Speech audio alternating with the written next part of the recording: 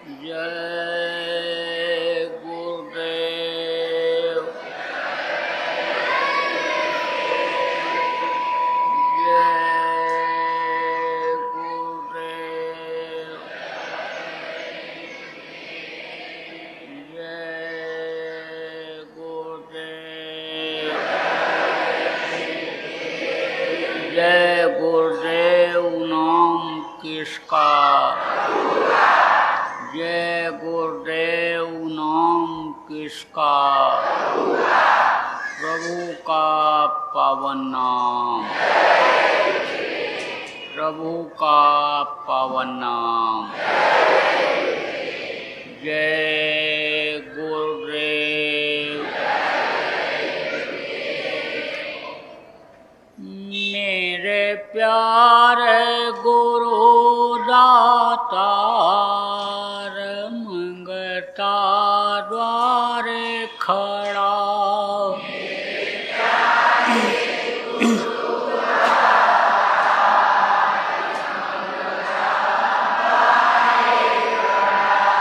मेरा पुकार पुकार मेहर कर देखो जरा।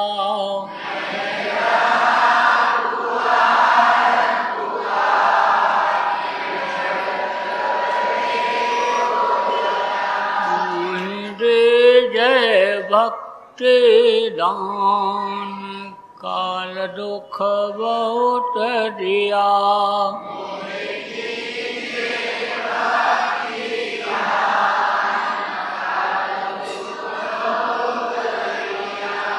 मेरी तड़प उठी मां दरस को तरस रहा।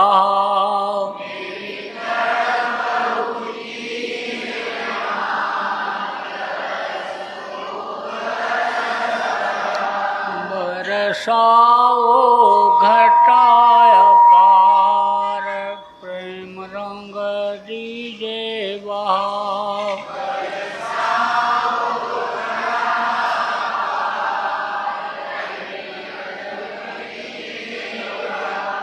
सुरती भी गए अमीरस धार तन मन होए हरा।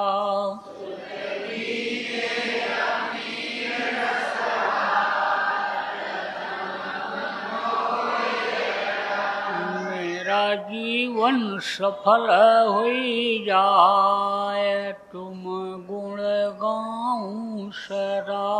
मेरा जीवन सफल हुई जाए तुम गुण गाऊं सदा।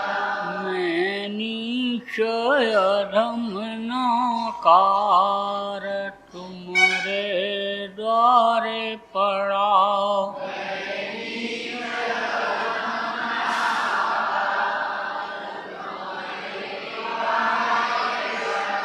मेरी विनती सुनो दर प्यार घट उमगाओ दया।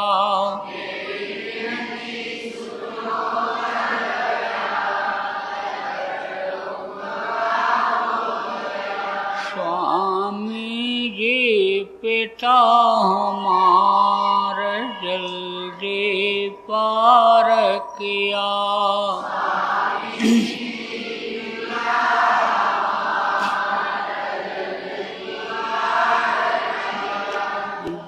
गुरुदेव स्वामी पिता हमार जल्दी पार करो।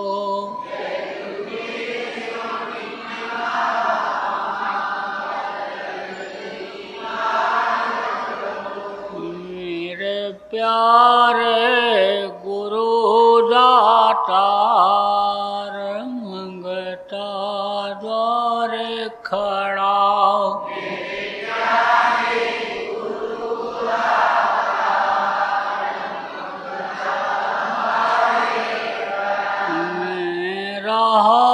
पुकार पुकार मेहर कर देखो जरा।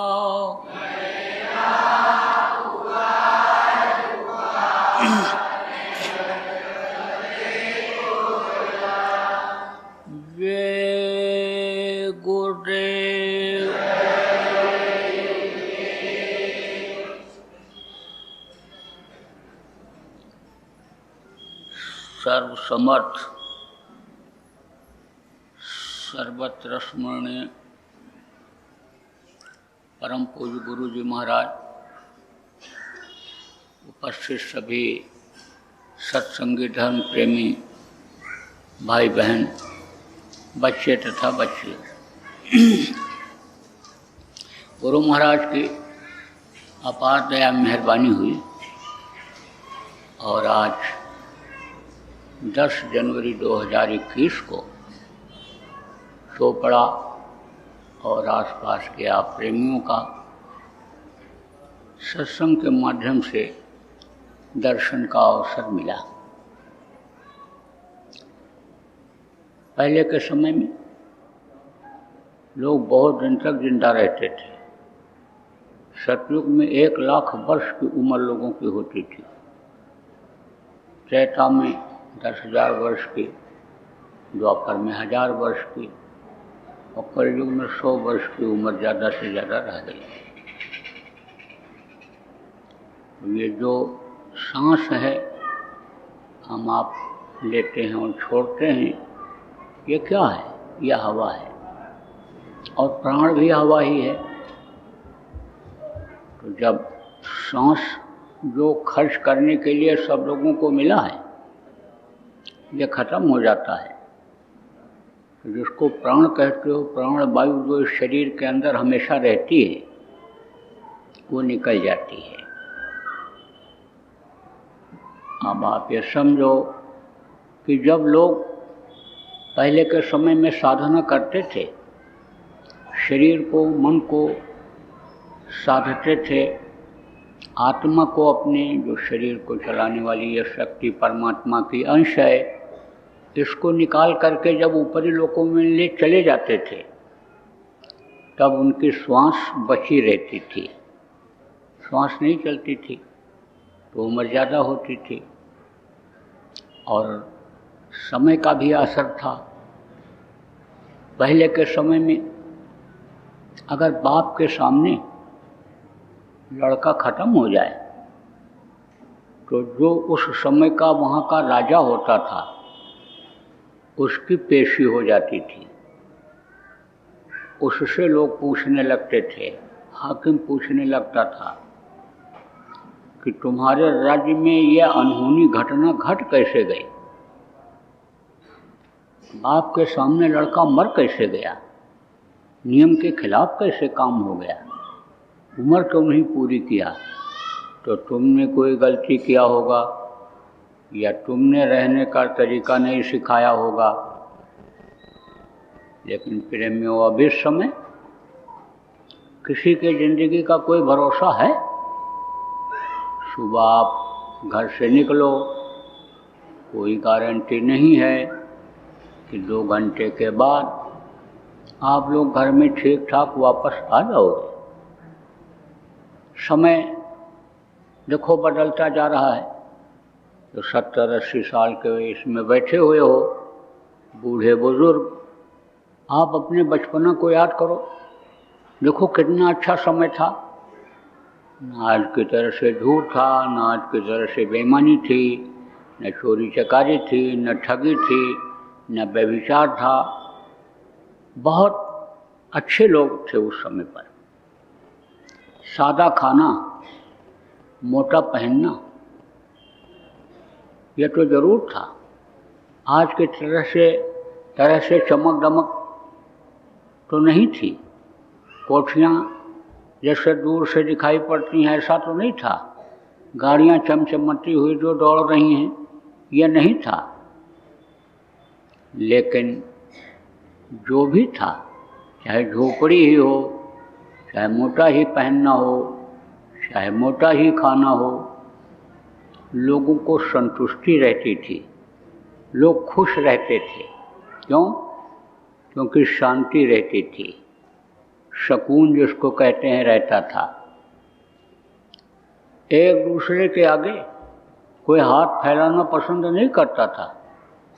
कहते थे मर जाऊं मांगू नहीं, मर जाऊंगा, एक रोटी कम खा लूँगा, लेकिन दूसरे से नहीं मांगूंगा। अब आप समझो कि यह सब चीज़ें देखो धीरे धीरे ख़त्म हो गई। और कर्जा लेना लोग अपना बड़प्पन समझने लग गए। आप समझो कि सुकून और शांति घर से निकल गई। उस समय पर लोग चटनी रोटी ही खा लेते थे, मोटा गाढ़ा खद्दर ही पहन लेते थे, लेकिन घर में कुछ न कुछ ठोस माल रहता था। कम से कम 2-2 किलो चांदी और 1-1 पाव सोना। गरीब घर की औरतों के भी शरीर पर होता था। पैर में जूतियाँ भले न रहती हों, बेवाई फटी रहती हो, लेकिन सोना चांदी जो कीमती चीज़ है वो लोगों के पास रहता था, जेवर के रूप में, गहने के रूप में। लोग कहते थे कि बने का ये श्रृंगार है और बिगड़े का उपकार है। कहते हैं जब भाई कोई शादी ब्याह हो, कहीं फंक्शन में जाना हो, तो इसको पहन लेंगे तो श्रृंगार हो जाएगा, लोग देखेंगे तो लोगों को अच्छा लगेगा। और अगर कहीं कोई घर में बीमार हो गया, ज़मीन का कोई पोत लगान देना हुआ, उसका कुछ अन्य सरकार को देना लेना हुआ, शादी ब्याह करना हुआ, बच्चों को पढ़ाई लिखाई में देना हुआ, पैसे नहीं हैं तो बेच करके और उसको दे देंगे, कर्जा नहीं मांगेंगे किसी से। लेकिन अब देखो सोना चांदी की बात तो छोड़ो, कांसा पीतल का बर्तन भी लोगों के घरों में नहीं रह गया, सब चला गया बाजार। और बेकार की चीज़ें लोग खरीद करके ले आए। जो खराब हो जाए तो जो स्क्रैप जिसको कबाड़ा कहते हो, वो उसके भाव में भी वहाँ भी न बिके, फेंकना ही पड़े। आप समझो कि आज की तरह से न तो बीमारियां घर घर में थीं, आज की तरह से न तो लड़ाई झगड़ा घरों में था, कोई घर छोड़ करके भागता नहीं था, घर के झगड़ा झंझट से एक दूसरे को कोई मार काट नहीं करता था, औरतें जल करके घर के झगड़ा झंझट से मरती नहीं थी। यह गृहस्थाश्रम स्वर्ग जैसा था, कोई खिंचाता नहीं। दरवाजे पर कोई आ जाए तो उसका स्वागत सत्कार करना लोग अपना धर्म समझते थे। आप समझो कि ये चीज़ें क्यों ख़त्म हो गई? क्योंकि लोग धर्म से अलग हो गए। कहते तो हैं कि मैं धार्मिक हूँ, गीता पढ़ता हूँ, रामायण पढ़ता हूँ, वेद कुरान पुराण पढ़ते हैं अपने अपने धर्म के अनुसार। शुरू में तो केवल एक धर्म था, मानव धर्म, जिसको उस परमात्मा ने बनाया था, और एक मानव जाति थी जो परमात्मा ने बनाई थी। अब आप देखो, न तो उसने हिंदू बनाया, न मुसलमान बनाया, न सिख बनाया, न उसने यानी समझो गुजराती बनाया, न उसने मराठी बनाया, न कोई भाषा बनाया। ये तो सब आदमियों ने बना लिया, शाखाएं अलग कर लिया, जाति का उपजाति बना लिया, और लड़ाई झगड़ा मारकाट इसी के लिए करने लग गए। लेकिन उसने तो केवल एक मानव जाति बनाई। अगर उसने ये जातियां बनाई होती, ये जो तमाम धर्म मतांतर लोगों ने कायम कर लिए, अगर उसने बनाया होता तो उसी समय से ये चला आ रहा होता। लेकिन उस समय तो केवल एक सनातन धर्म जिसको कहते हो, यह था, मानव धर्म था। देखो, हड्डी सबकी एक जैसी, खून सबका एक जैसा, चमड़ी ये सबकी एक जैसी। अब ये ज़रूर है कि गर्मी जहाँ ज़्यादा होती है, लोग गर्मी में काम करते हैं, तो ये चमड़ी काली पड़ जाती है। पहाड़ों पर ठंडी होती है और वहाँ पर धूप कम लगती है, तो उनकी ये जो चमड़ी होती है शरीर की, खाल जिसको कहते हैं, यह साफ होता है, गोरा होता है। आज भी देखो कोई गोरा आदमी भी हो और खेतों में काम करे दिन भर रोज धूप में, काला पड़ जाएगा। तो ये ज़रूर है कि रंग तो अन्य समझो कि बदला हुआ रहता था, लेकिन सबकी एक जैसा उसने बनाया। अब आप ये समझो कि इस समय पर धर्म के लिए लोग लड़ रहे, मज़हब के लिए कुर्बान होने के लिए तैयार हो रहे, लेकिन पहले के समय में ऐसा नहीं था। सब लोग ईश्वरवादी थे, भगवान पर भरोसा रखते थे, भगवान को मानते थे, और जो असली पूजा है उस पूजा को करते थे। असली पूजा किसको कहते हैं और असला धन किसको कहते हैं, असली चीज़ किसको कहते हैं, जो हमेशा काम आवे। जैसे नकला रुपया है, नकला सोना चांदी है, कहीं भी आप ले जाओ तो नकले का एक पैसा नहीं मिलेगा, और बल्कि नकला नोट लेकर जाओ तो पकड़े जाओगे कि लाए कहाँ से, इसको छापे कहाँ से, दिया किसने। लेकिन असला नोट है तो कहीं भी चला लो आप। सोना है, थोड़ा सा जेब में रख लो, आप बम्बई चले जाओ, कलकत्ता चले जाओ, दिल्ली चले जाओ, आप जलगांव चले जाओ, नासिक चले जाओ, कहीं भी आप उसको बेच करके रोटी खा सकते हो, कपड़ा खरीद सकते हो। दूसरे देशों में भी चले जाओ तो वहाँ भी सोने की कीमत है। तो वो क्या है, असली चीज़ है। आप देखो दो ही तो असला है और बाकी सब नकला है। ये क्या असल चीज़ क्या है, सत्य क्या है और झूठ क्या है। देखो सत्य है मौत और सत्य है परमात्मा। परमात्मा हमेशा रहा, वो समझो कि कभी भी ख़त्म होने वाला नहीं है। उसी की ये सब शाखाएं हैं नीचे की, जितने भी हैं देवी देवता ब्रह्मा विष्णु महेश, जो इस लोक में नहीं है, इस धरती पर नहीं है, ऊपरी लोकों में है, इनका स्थान है। वो क्या है, वो समझो उनकी शाखाएं हैं। उनके पुत्र कह दो, उनके अंश कह दो, उनके बेटा कह दो। जैसे सब आप लोग उस परमात्मा के बेटे हो, अंश हो, बंदे हो, ऐसे वो भी हैं। लेकिन यह सब नासवान हैं। नासवान किसको कहते हैं, जो ख़त्म होने वाली चीज़ होती है वो नासवान होती है। तो देखो मनुष्य की ज़िंदगी भी ख़त्म होती है, एक से एक बलवान धनवान आए, राजा महाराजा आए, राम जैसे भगवान, कृष्ण जैसे भगवान, तमाम महात्मा ऐसे हुए मनुष्य शरीर में, लेकिन सबको जाना पड़ा छोड़ करके दुनिया संसार। तो यह नासवान है शरीर, और ये लोग भी नासवान हैं। इनको भी शरीर छोड़ना पड़ता, वहाँ से हटना पड़ता है उस जगह से। तो अब आप ये समझो ये सब नासवान हैं। जितने देवी हैं देवता हैं जिनको आप भगवान मान लिए हो, ये सब नासवान। एक केवल परमात्मा वो सत्य है, वो अजर है, अमर है, यानी समझो कि वो कभी भी ख़त्म होने वाला नहीं है। और सत्य क्या है, मौत सत्य है।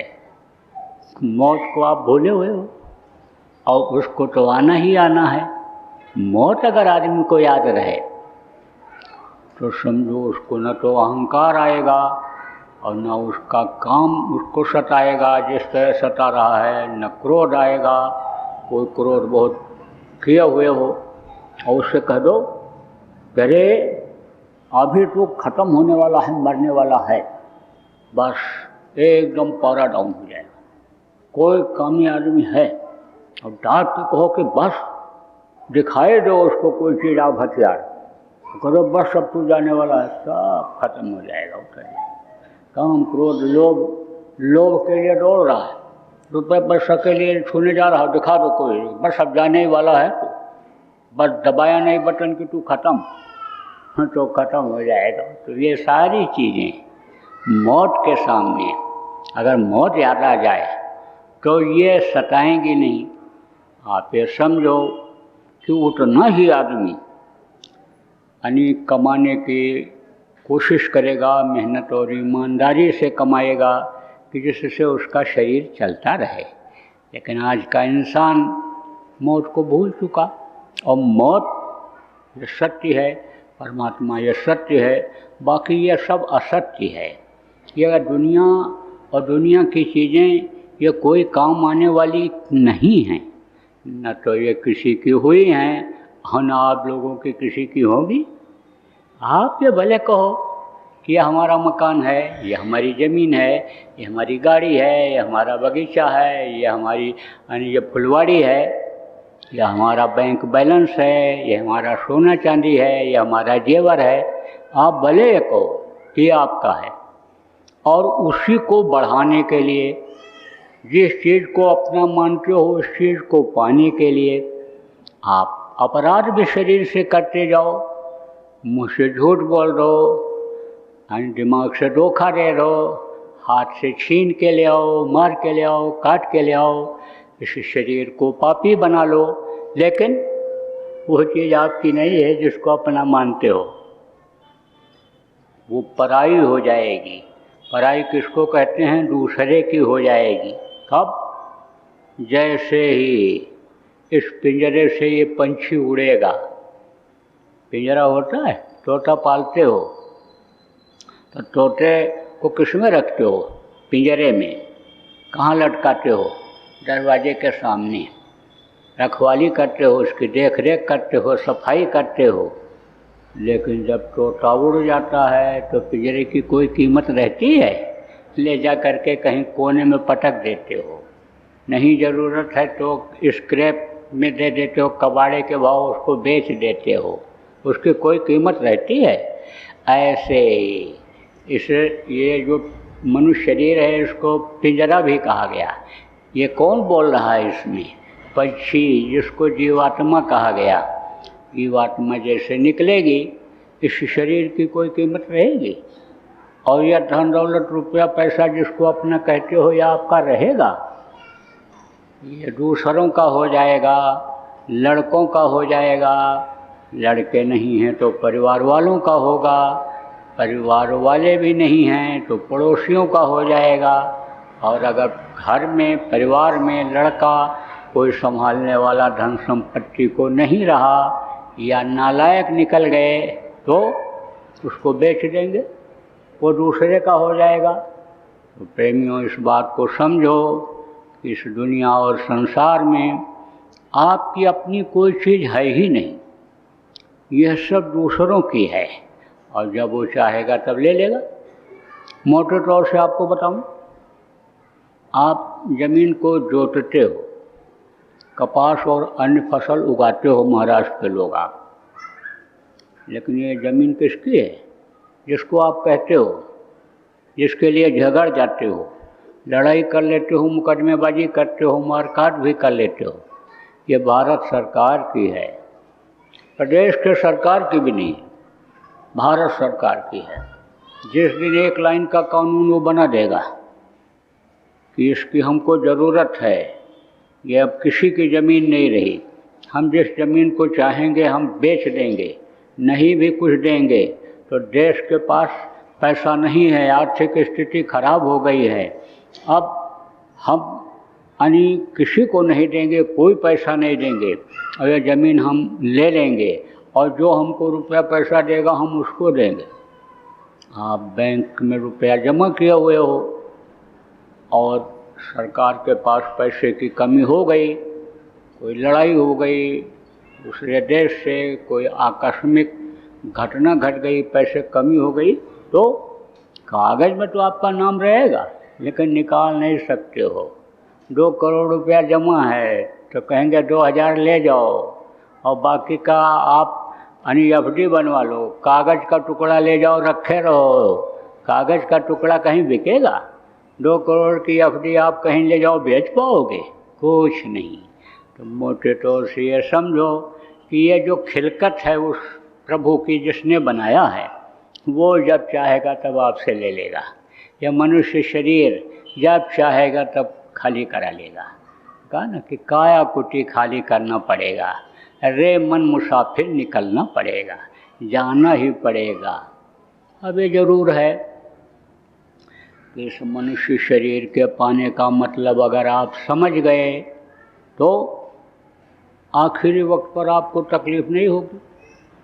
और अगर आप नहीं समझ पाए और ये सोच लिए कि खाने पीने और मौज मस्ती के लिए ही यह मनुष्य शरीर मिला है, तो आखिरी वक्त पर आप चाहे पुरुष हो, चाहे स्त्री हो, चाहे बच्चे हो, इस समय जो भी मेरी बातों को सुन रहे हो, सबको तकलीफ होगी। आप देखो, मरते हुए आदमी को आप, सब लोग तो नहीं, लेकिन कुछ लोगों ने देखा होगा, कुछ लोगों ने, ज़्यादातर लोगों को देखा होगा। जिनकी उम्र ज़्यादा है वो ज़्यादा लोगों को देखे होंगे, कुछ अपने घर में, कुछ पड़ोस में, कुछ रिश्तेदारियों में गए होंगे।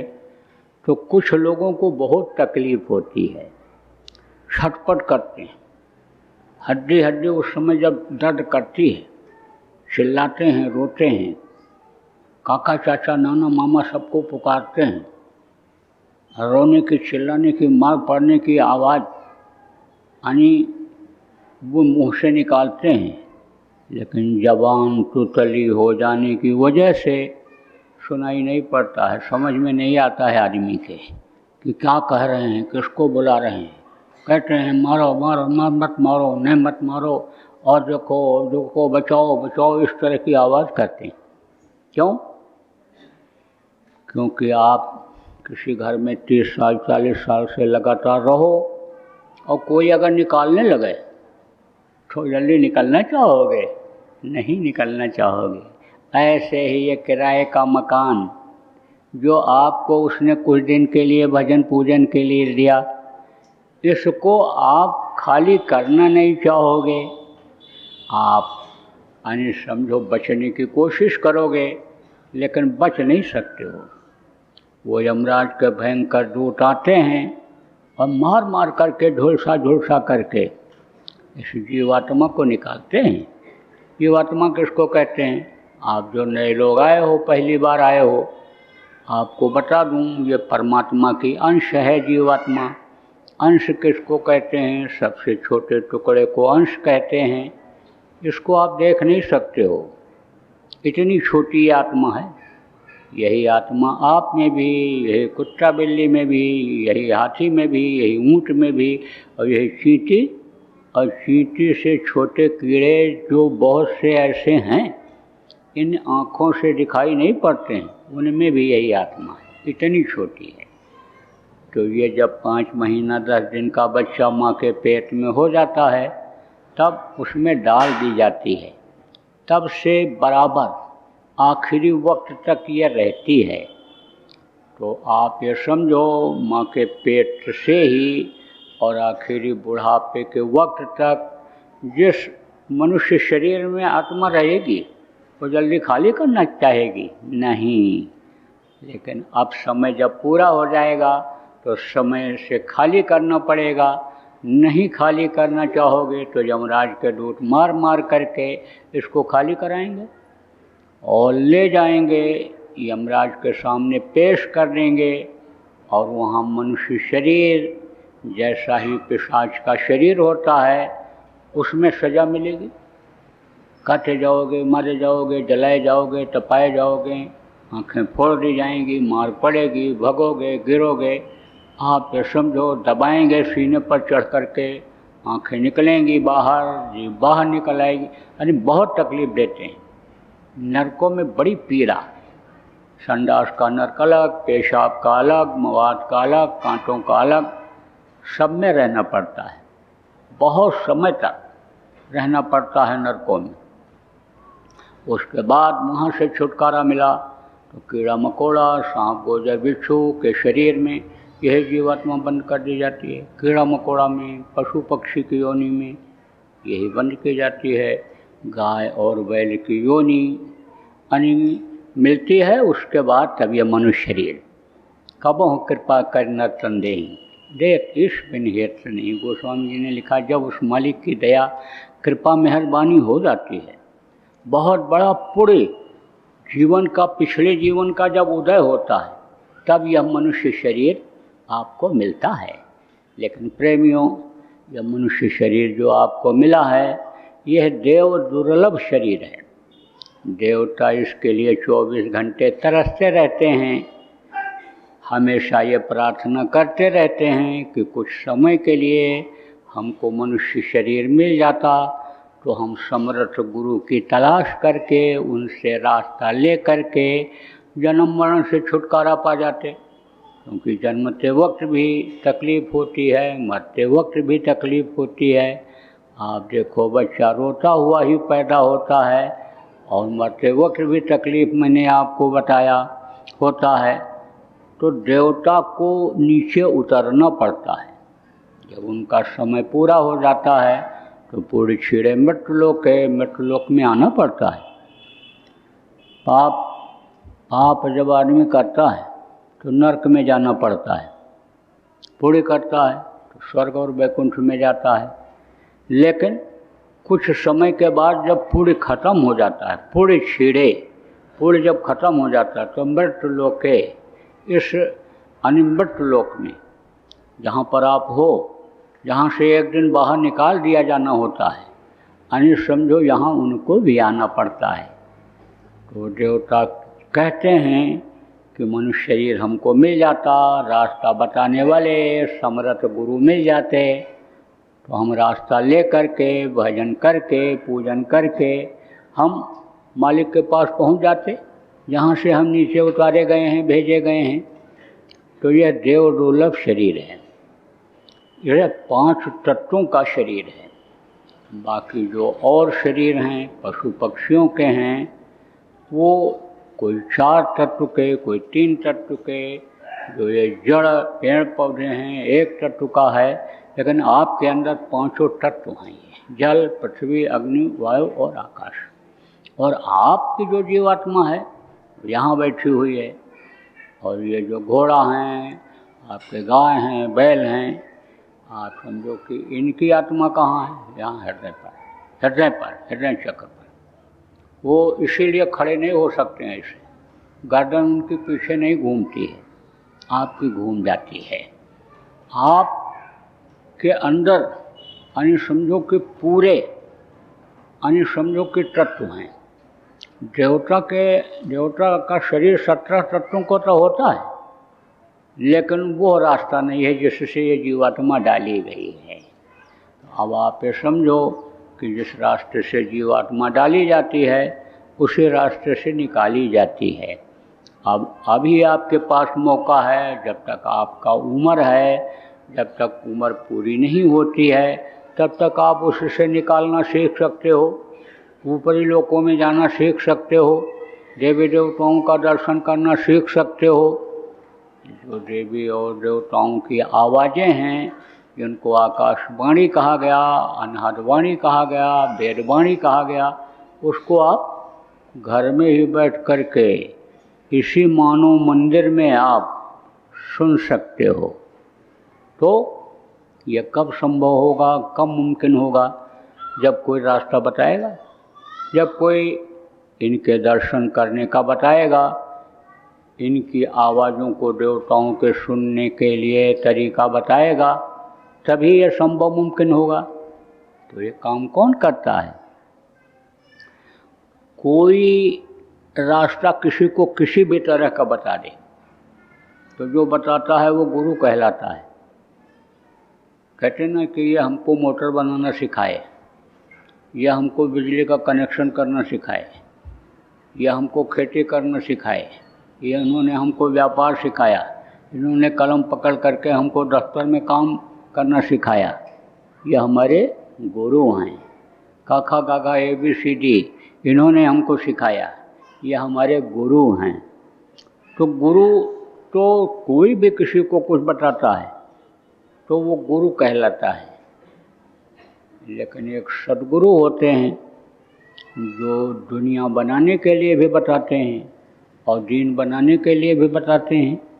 सद्गुरु कौन होते हैं? संत होते हैं।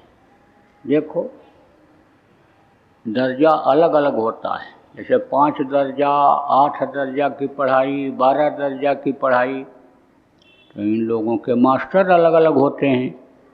अब आपको 5 दर्जा पढ़ाने वाला मास्टर 12 दर्जा के लड़कों को पढ़ा दे, नहीं पढ़ा सकता है। ऐसे ही किसी को लेक्चरर कहते हैं, किसी को प्रोफेसर कहते हैं, किसी को डीन कहते हैं, किसी को कुछ कहते हैं, अलग अलग नाम से उनको पुकारते हैं। काम वही है, पढ़ाने का ही काम है। लेकिन ये कहते हैं हमारे टीचर हैं, ये हमारे सर हैं, ये प्रोफेसर साहब हैं, ये लेक्चरर साहब हैं। आप समझो अलग अलग नाम लोग रखे हुए हैं, कैसे? उनकी जानकारी योग्यता के अनुसार। इसी तरह से मुनि अलग हैं, योगी योगेश्वर अलग हैं, संत अलग हैं, परम संत अलग हैं।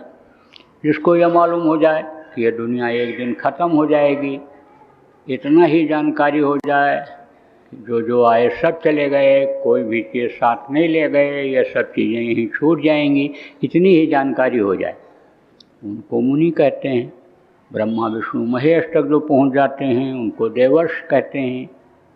और उसके आगे लोक हैं ये सब, जैसे ये मृत्यु लोक है, ऐसे ही आप ये समझो कि शिवलोक, ब्रह्मा लोक, विष्णु लोक, इनकी माँ का आद्या महाशक्ति लोक, इनके पिता का काल लोक, ईश्वर लोक, यानी आप समझो ब्रह्मलोक, पार ब्रह्मलोक, सतलोक, अलख लोक, अगम लोक, अनामी लोक, बहुत से लोक हैं ऊपर में। अब जैसे जैसे ये ऊपर पहुँचते जाते हैं, चढ़ते चले जाते हैं, ऐसे ऐसे इनकी डिग्री बदलती जाती है, इनको खिताब इनकी बदलती जाती है। जैसे बच्चे को कहते हो कि अंक तालिका मिली है और आप समझो 5 पास हो जाता, 8 पास हो जाता, 10 पास हो जाता है, तब कहते हो सर्टिफिकेट मिल गया। और जब 12 यानी जब 13-14 पास होता है तब कहते हो इसको डिग्री मिल गई। इसी तरह से तो आप ये समझो कि योगी, फिर योगेश्वर, फिर साध, फिर संत, फिर परम संत। संतों का दर्जा सबसे ऊंचा होता है। और वो संत हमेशा इस धरती पर रहते हैं, गुप्त रूप में रहे, ज़रूरत पड़ी तो प्रकट रूप में आ जाते हैं। जब जहाँ जिस समय जैसी ज़रूरत पड़ती है उसी हिसाब से वो अपनी ताकत को फैलाते हैं, जीवों की रक्षा करते हैं, जीवों की संभाल करते हैं, जीवों को रास्ता बताते हैं, जीवों को निज घर पहुँचाते हैं। तो हमेशा रहे। वो जब रास्ता बताने का काम करते हैं तो वो संत सतगुरु कहलाते हैं। तो रास्ता ही नहीं बताते हैं, रास्ते पर चलाते हैं, मदद करते हैं और मंजिल तक पहुंचा भी देते हैं। आप ये समझो कि गुरु को हाड़ मांस के शरीर में नहीं पहचाना जा सकता है, उनके अंतर में जब रूप को उनके देखते हैं, जलवा को देखते हैं, तब यानी समझो पहचान में आते हैं। नानक साहब थे, सिख धर्म वाले नानक साहब को मानते हैं। कबीर साहब के बाद नानक साहब हुए हैं संतों में। तो नानक ने ध्यान लगाया, सूरज शब्द योग की साधना कबीर साहब से उन्होंने सीखा था। और सूरज को अपनी जीवात्मा को शब्द के साथ जब जोड़ा और ऊपर जब शब्द खींच करके इस जीवात्मा को ले गया, तो वहाँ जब जलवा देखा गुरु का, तब बोले वाहे गुरु, वाहे गुरु, वाहे गुरु, वाहे गुरु, वारे हमारे गुरु। मनुष्य शरीर में ही यानी वहाँ भी दिखाई पड़े, उनको दिखाई पड़ते हैं। जब तक यानी एकदम से यह जीव वहाँ पहुँच नहीं जाता, समा नहीं जाता सतलोक में, जीवात्मा पहुँच नहीं जाती है, तब तक बराबर जिस रूप में नामदान देते हैं उसी रूप में रास्ते में मदद करते रहते हैं, मिलते रहते हैं। तो अब आप ये समझो कि जब जलवा देखा तब कहा वाहे गुरु, वाहे गुरु, वाहे गुरु। जैसे आपका बच्चा हो, खड़ा ना हो पाता हो, चल ना पाता हो, और जब खड़ा हो जाता है तो वारे बेटा वाह वाह वाह वाह बोलते हो कि नहीं बोलते हो? ऐसे ही बोले वारे गुरु, आपका ये जलवा। कबीर साहब की शिष्या रानी इंदुमती थी। आप देखो बच्चियों, आप ये मत सोचो कि मैं जन्म इसलिए ली हूँ कि बच्चों की परवरिश करूं, रोटी ही बना के खिलाऊं, बच्चा ही पैदा करूं, इसीलिए मैं नहीं पैदा हुई हूँ, ये मत सोचो। आप जैसी ही सती सावित्री थी, आप जैसी ही सती अनसुया थी, आप जैसी ही रानी इंदुमती थी, लेकिन उसने साधना किया और साधना करके जीवात्मा को पहुंचाया सतलोक में। और जब देखा कि कबीर साहब यहाँ बैठे हुए हैं और वो सब संभाल रहे हैं यहीं से बैठ करके, तब कबीर साहब से बोली कि आप अगर हमको मृत्युलोक में बता दिए होते कि मैं ही सब कुछ हूँ, तो मुझको इतनी मेहनत क्यों करनी पड़ती, साधना इतनी क्यों करनी पड़ती। तब उन्होंने कहा तो उसको विश्वास न होता। कबीर साहब ने कहा कि रानी इंदुमती, तुझको विश्वास न होता। आप देखो, छोटे छोटे लोगों को जल्दी विश्वास हो जाता है, जिसको आप गरीब कहते हो उनको जल्दी विश्वास हो जाता है, और पढ़े लिखे लोगों को, पैसे वाले लोगों को जल्दी विश्वास नहीं होता है। वो बुद्धि की पहलवानी करते रहते हैं, तर्क वितर्क करते रहते हैं। चार विद्वान जहाँ बैठ जाते हैं तहाँ वो चोंच लड़ाते रहते हैं, अकल अपनी लगाते रहते हैं। और एक छोटा आदमी जिसको कहते हो, गरीब आदमी हो, अनपढ़ आदमी हो, उसको रटा दो, याद करा दो, वो चीज़ उसको याद आ जाती है। तो राजा महाराजा यानी समझो ये कौन है, ये वही स्वर्ग वैकुंठ की आत्माएं हैं, यहाँ भेजी जाती हैं। जब मृत्युलोक में उतरती हैं तो झाड़ू लगाने वाले के यहाँ, कपड़ा धोने वाले के यहाँ, यानी समझ लो कि जूता सिलने वाले के यहाँ, यानी जन्म नहीं लेते हैं। राजा महाराजा के यहाँ, बड़े बड़े सेठ साहूकारों के यहाँ जन्म लेते हैं, पंडित मुल्ला पुजारी बन जाते हैं। अब गृहस्थों का कमाया हुआ खाते हैं। मेहनत करता है कोई? मेहनत ये कोई नहीं करते हैं, सब बैठे खाते हैं। और भजन पूजन नहीं जब कर पाते तो गृहस्थों के टुकड़े, उन्होंने अंगुल के दांत, भजन करे सो उबरे, नहीं तो फाड़े। हाँ, फिर उनको सज़ा मिल जाती है। अब आप ये समझो, लेकिन सज़ा की कोई परवाह करता है? इतने आदमी आप सुन रहे हो, लेकिन यहाँ से जाने के बाद बहुत से लोग भूल जाओगे और फिर उसी काम में लग जाओगे।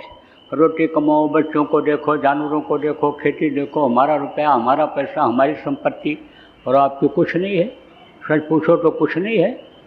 आप यही सोचने लगोगे कि हम नहीं करेंगे तो सब बिगड़ जाएगा, हमारे बच्चे भूखों मर जाएंगे।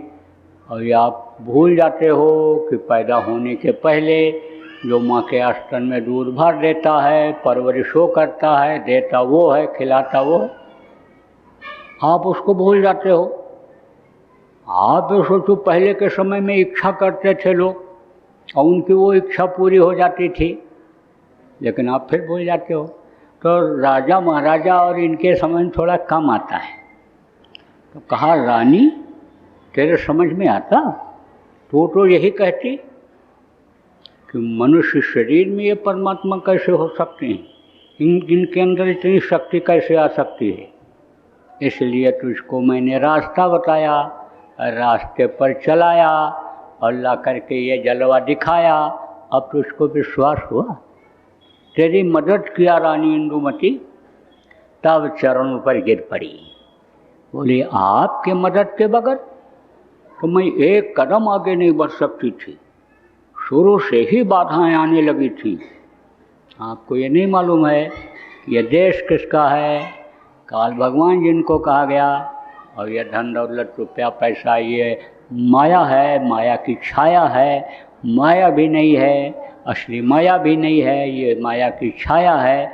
आप ये समझो, ये दोनों नहीं चाहते हैं, काल और माया, ये दोनों नहीं चाहते हैं कि आपकी आत्मा का कल्याण हो। माया किसको कहते हैं? औरतों को और रुपया पैसा को माया कहते हैं। देखो, दुनिया इसी के पीछे परेशान है और दुनिया इन्हीं दोनों चीज़ों को मांगती है उससे और प्रभु से। यहाँ तक कि गुरु लोग करते हैं तो गुरु से भी यही मांगते हैं कि यही मांगेंगे। और इसको जब मिल जाता है तब यह परमार्थ छूट जाता है। तो आप ये समझो, इसीलिए कबीर साहब ने कहा कि साईं अपने भगत को रूखी रोटी दे और चुपड़ी मांगत मैं डरूं, रूखी छीन न ले। कहते हैं रूखी रोटी दो तो शरीर चलता रहेगा, और चुपड़ा मांगने में, मैं घी लगा हुआ मांगने में डरता हूँ कि कहीं ये सूखा भी न चला जाए। क्योंकि बहुत से सेठ लोगों का डॉक्टर लोग खाना ही बंद करा देते हैं कि घी तेल अब नहीं खा सकते हो सेठ जी, आप उबली हुई सब्जी खाओ, दलिया खाओ, अब खिचड़ी खाओ तो कुछ दिन जिंदा रह जाओगे। तो सामने होते हुए भी छिन जाता है। तो आप ये समझो कि यानी बाधा आती है, ये नहीं चाहते हैं। कौन? काल और माया, उन्हीं का पूरा पसारा है। तो वो ये नहीं चाहते हैं कि जीव या अपने घर, अपने वतन पहुँचें। इस मिट्टी और पत्थर के घर को आप अपना घर कहते हो? बताओ, ये आपका घर है? अगर ये आपका घर होने को होता तो बाप दादा छोड़ करके क्यों चले गए होते? ये आपका घर नहीं है प्रेमियों, आपका घर है सतलोक में, सतदेश जिसको कहा गया। वहाँ से आपको आए हुए बहुत दिन हो गया और अभी तक आप वहाँ नहीं पहुँच पाए। अब उस घर की आस अगर आप कर लोगे और समर्थ गुरु महाराज जैसे आप बहुत से लोगों को मिल गए, आप उनकी मदद ले लोगे, तब तो आप वहाँ पहुँच सकते हो। और नहीं तो लौट 84 आया, लौट करके 84 में आना पड़ता है। अब आप ये समझो कि गुरु की कितनी अहमियत होती है, गुरु की कितनी ज़रूरत होती है। जैसे छोटा से बच्चे को टट्टी पेशाब करने के लिए, भोजन खाने के लिए, किताब पढ़ने के लिए गुरु की ज़रूरत पड़ती है। जो माता पिता हैं वो भी गुरु का ही काम करते हैं, जो हित मित्र हैं वो भी गुरु का काम करते हैं, जो ABCD क ख ग पढ़ाते हैं वो भी गुरु का काम करते हैं। ये सब गुरु कहलाते हैं। तो पैदा होने के बाद ही गुरु की ज़रूरत शुरू हो जाती है और आखिरी वक्त तक गुरु की ज़रूरत रहती है। तो अब आप ये समझो कि गुरु अन्य समय लोग की मदद करते हैं और गुरु की ज़रूरत पड़ती है, क्योंकि गुरु समर्थ अगर नहीं मिले तो इस काल और माया के जाल से निकल पाना बड़ा मुश्किल होता है। बहुत से लोग आप कोशिश भी करते हो सुमिरन करने का, ध्यान करने का, भजन करने का, लेकिन जब कुछ दिखाई सुनाई नहीं पड़ता है तो बंद कर देते हो। आप ये समझो निराश हो जाते हो। कुछ लोग जो बराबर लगे रहते हो उन पर दया हो जाती है, जो पुराने लोग हो आप उन पर दया हो जाती है, लेकिन जैसे ही आगे बढ़ते हो कैसे रुकावट आ जाती है। किस चीज़ की रुकावट? जिसमें ये हमेशा मन लगा रहा, धन पुत्र परिवार के बढ़ोतरी में, मान सम्मान इज्जत के बढ़ाने में, अभी तक शरीर जिसमें लगा रहा, उसी चीज़ को वो जब सिद्धियां आती हैं सामने तो उन्हीं से मांग लेते हो या वो दे देती हैं, बस उसी में फंस जाते हो। कितने ऐसे साधक फंस गए, कितने ऐसे लोग फंस गए। 60-60 हजार वर्ष की तपस्या लोगों की खत्म हो गई, विश्वामित्र की खत्म हो गई। काशंगी को भंगी कर डाला, नारद के पीछे पड़ गए पछाड़, योग करत गोरख जी को लूटा और नैमी को लूटा, हलवा खिलाए। अच्छे अच्छे लोग फंस गए, लेकिन गुरु की दया जिन पर रही, गुरु उनको निकाल ले गए। इशारे करके, ताली बजा के, पैर पटक करके, आगाह करके निकाल ले गए। क्योंकि रिद्ध सिद्ध प्रेर हैं वो भाई, बोलते हैं लोग दिखावें जाई। जैसे ही थोड़ी सी तरक्की अंदर में होती है, शब्द को ये जीवात्मा पकड़ती है, दान ले लो, रुपया ले लो, अन्य समझो मान प्रतिष्ठा इज्जत ले लो, सिद्धि ले लो, मुर्दा को छुओगे जिंदा हो जाएगा, ये सिद्धि ले लो। अब इसने ले लिया, वो तो गया, आगे बढ़ने के बजाय फिर पीछे इधर लौट आया। और जिसको ये याद रहा कि गुरु के वचन ऐसे हैं, गुरु के सत्संग इस तरह के रहे कि छोटी चीज़ में मत फंसना, बड़ी चीज़ की इच्छा रखो, बड़ी चीज़ की प्राप्ति कर लो। बड़ी चीज़ क्या है? देखो, एक एक चीज़ आप लोग मांगते हो, एक एक चीज़ किससे मांगते हो? जो देने लायक होता है। जैसे आप बड़ा आदमी किसी को समझते हो, रिश्तेदारों में बड़ा समझते हो, उसी से मांगते हो। लेकिन वो भी तो किसी से मांगता है, वो भी किसी से मांगता है। तो मंगता से क्यों मांगते हो? जो सबको देता है उससे क्यों नहीं मांगते हो? वो मिल जाएगा, उसको अगर पालोगे तो वो अपने आप देगा, मांगने की ज़रूरत भी नहीं पड़ेगी। जैसे बाप से हर बच्चा नहीं कुछ मांगता है, कोई नटखट हो भले मांग ले, लेकिन बाकी 4 बच्चे होते हैं तो बाप खुद उनका ध्यान रखता है कि ठंडी आ रही है, स्वेटर की ज़रूरत पड़ेगी तो स्वेटर बच्चे के लिए खरीद दें, बरसात आ रही है, छाता की ज़रूरत बच्चे को पड़ेगी तो छाता खरीद दें, स्कूल खोलने वाला है तो बस्ता खरीद लाऊं, खुद चिंता फिक्र रहती है उसको। ऐसे ही एक अगर उसी को मांगा जाए, उसी को मान लिया जाए, प्राप्त कर लिया जाए, सब काम बन जाए। तो गुरु गोविंदो उखड़े काके लागों पाएँ, और बलिहारी गुरु आपनो जिन गोविंद दियो बताए। गुरु यानी समझो लखाते हैं, मिलाते हैं। सदगुरु जो होते हैं लखाते हैं, मिलाते हैं, उनसे मांगा जाए। गुरु से क्या मांगा जाए? गुरु को ही मांगा जाए कि जिनके रूप में वो परमात्मा यानी मनुष्य शरीर में यहाँ रहता है, जीवों को जगाने के लिए, जीवों को रास्ता बताने के लिए, जीवों को घर पहुँचाने के लिए। तो प्रेमियों कहा गया कि गुरु को हमेशा याद रखना चाहिए। गुरु माथे पर राखिए चलिए आज्ञा माएँ, और कबीरता दास का 3 लोक बनाए। हर लोकों में ये मिलते हैं। जब गुरु मस्तक पर सवार रहते हैं, गुरु को जब बराबर याद करते रहते हैं तो गुरु मदद करते रहते हैं। कैसे? जैसे आप कहीं जा रहे हो और आपके साथ 4 लोग हैं और चारों आपके दोस्त हैं या रिश्तेदार हैं, और मुसीबत में आप पड़ गए, अब जिसके नाम को आप लोगे वो तुरंत मदद करेगा आपकी। ऐसे ही जब गुरु को याद करेंगे मुसीबत में और हमेशा गुरु को याद रखेंगे तो गुरु आपको हमेशा देखते रहेंगे। जिसको पुकारोगे, इतने लोग बैठे हो, जिसके नाम से पुकारोगे वही आपकी तरफ देखेगा, और जैसे पुकारोगे तैसे देखेगा। मदद की ज़रूरत होगी तुरंत मदद करेगा। इसीलिए गुरु जो है समझो कि सर्वोपरि शक्ति होती है, और संत मत में तो गुरु ही सब कुछ होते हैं, क्योंकि गुरु को संत मत के जीव ही समझ सकते हैं। जो सूरत शब्द योग की साधना गुरु महाराज ने आपको बताया, उससे आपको अंतर में गुरु की पहचान हो सकती है। आप ये समझो जब पहचान हो जाएगी, अंतर में इनके रूप को देखोगे, तब आपको विश्वास हो जाएगा और आपको ये निकाल करके वहाँ पहुँचा देंगे, वो जलवा दिखा देंगे सतदेश का, सतलोक का, अपने घर का। तो जब यानी समझो कि कबीर साहब यानी ने इंदुमती से कहा कि बोल तेरी मदद किया कि नहीं किया, तब चरणों पर गिर पड़ी। बोली बगैर आपके मदद के तो मैं वहाँ पहुँच ही नहीं, यहाँ तक आ ही नहीं सकती थी। तो ऐसे जो होते हैं, हाड़ मांस के शरीर वाले गुरु नहीं होते हैं, पावर वाले गुरु होते हैं। ऐसे गुरु जब मिलते हैं तब काम बनता है। ऐसे गुरु हमेशा रहे इस धरती पर। ऐसे सद्गुरु से धरती कभी नहीं खाली रही।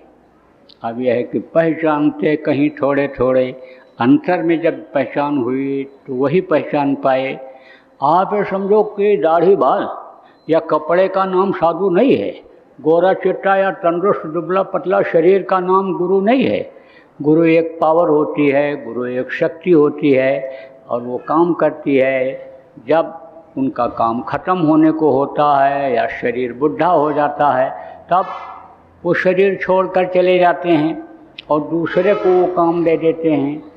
अब ये ज़रूर है कि इतिहास उठा करके देखो कि जितने भी गुरु आए, जितने भी महापुरुष आए, सब लोग कहीं न कहीं यानी समझो स्थान बना करके रहे।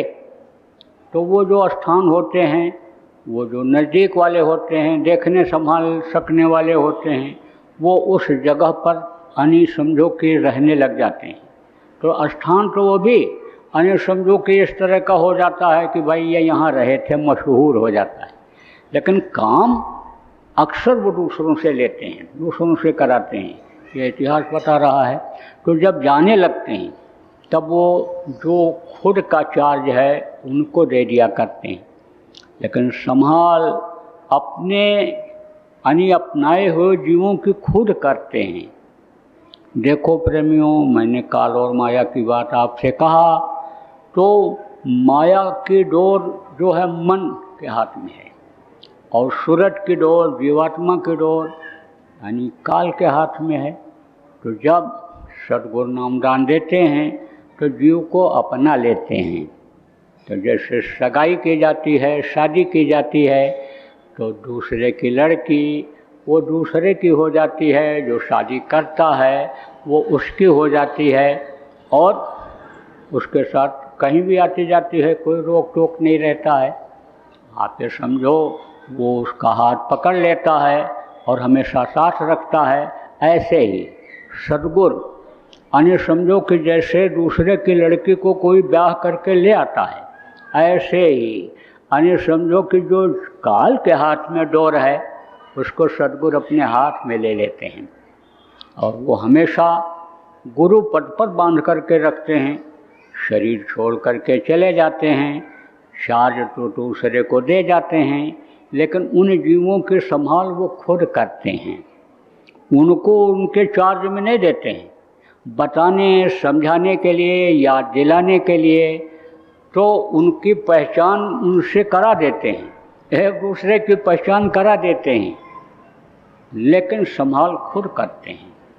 तो जिनको पकड़ते उनको छोड़ते नहीं।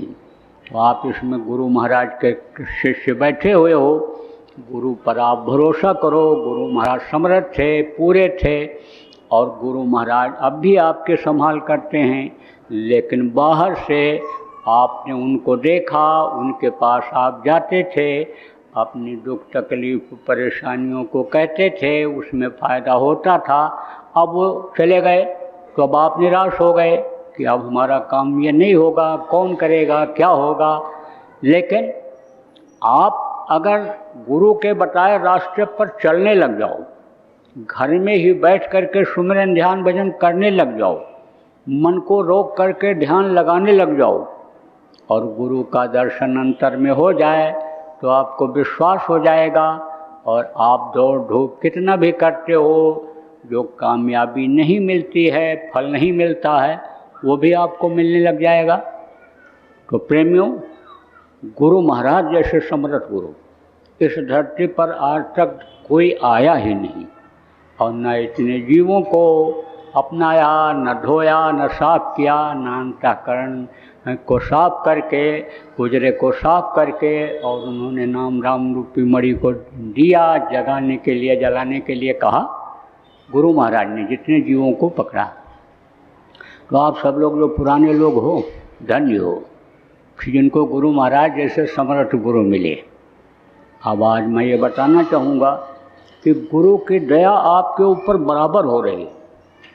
आप बस प्रेमियों दया के घाट पर बैठना शुरू कर दो, सुमिरन ध्यान भजन करना आप शुरू कर दो। देखो किस तरह से गुरु की दया मिलती है। मनुष्य शरीर में जब वो थे और आपको दया देते थे, इस समय पर आप अगर उनको अंतर में देखने लग जाओ, अंतर में उनसे कुछ यानी आदेश का पालन करके कुछ कहने लग जाओ, तो मौजूद से उससे ज़्यादा दया मिलेगी आपको।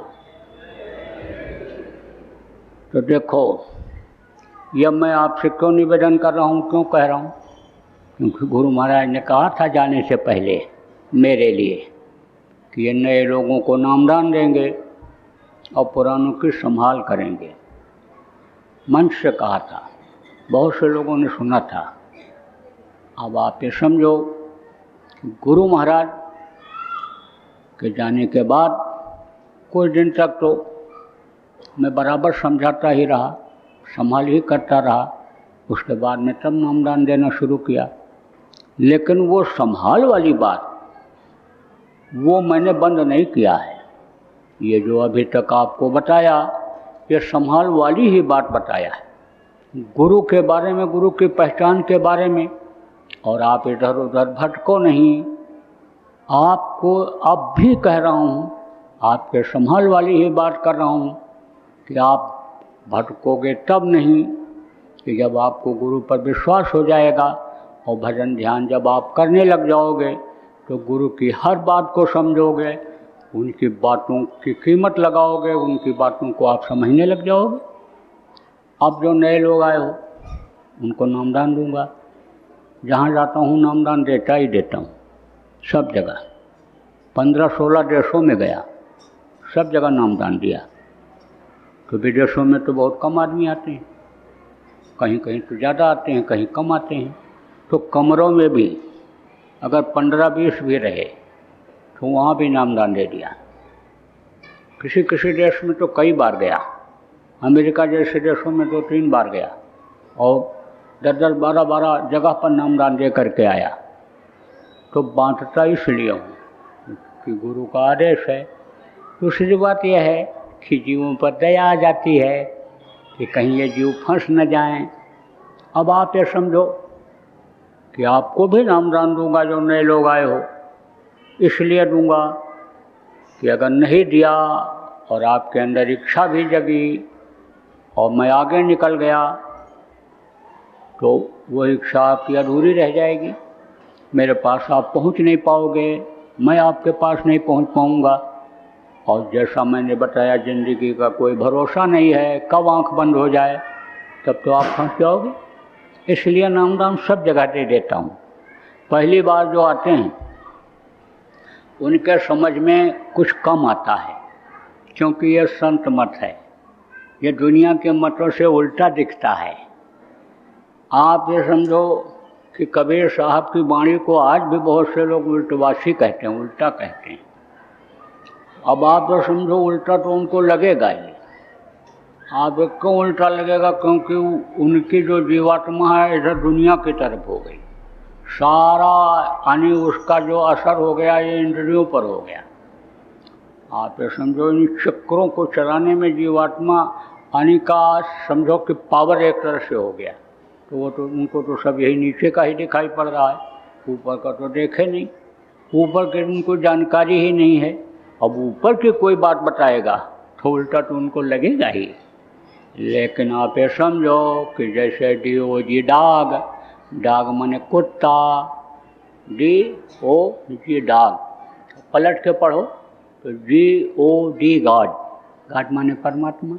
इसी जीवात्मा को, इसी मन को जो दुनिया की तरफ लगाए हुए हो, खाने की तरफ, सुनने की तरफ, देखने की तरफ, इंद्रियों के भोग की तरफ जो आप लगाए हुए हो, इधर से हटाओ और उधर लगाओ तो पूरी ताकत इस शरीर के अंदर उस मालिक की आ जाएगी।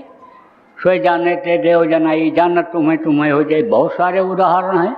उदाहरण इसलिए दे रहा हूँ कि आप ये न सोचो कि ये अनही अपने मन से बता रहे हैं, इसलिए उदाहरण देकर आपको समझा रहा हूँ। आप बिजली के करंट को पकड़ लो तो आपके शरीर में भी उतनी ही ताकत आ जाएगी। ऐसे पकड़ के लटक जाओ, हाथ न करे ये बॉडी ऑफ की तो जलेगा नहीं, करंट पूरा रहेगा। ऐसे ही तो अब आप ये समझो कि सब कुछ सीधा है, लेकिन सीधा न देखने वाले को, न देख पाने वाले को यही चीज़ उल्टी लगती है। तो ये जो संत मत है ये थोड़ा लोगों के समझ में पहले कम आता है, क्योंकि कथा भागवत ही सुनते रहे, वही सत्यनारायण की कथा, वही साधु बनिया कन्या कन्या कलावती का, वही राम कथा, वही कृष्ण कथा, वही महाभारत का घमासान सुनते रहे तो वो चीज़ तो थोड़ी जल्दी समझ में आ जाती है, या थोड़ा कम समझ में आता है। लेकिन प्रेमियों, आप समझो कि नामदान अगर आपको समझा दिया जाए, आप याद कर लो और आपकी इच्छा कभी जगे, जब आप समझ जाओ और जब तक आपका सांस है दुनिया में हो आप कभी भी करने लग जाओगे तो आपको ये फलदायी हो जाएगा, आपको इससे फ़ायदा लाभ मिलने लगेगा। इसलिए जितने भी नए लोग आए हो सबको नामदान दिया जाएगा, खाली नहीं लौटाएंगे। तो नामदान इसलिए दे देता हूँ। गुरु का आदेश पहले हुआ, बाद में फिर हुआ कि अब नामदान देना शुरू कर दो।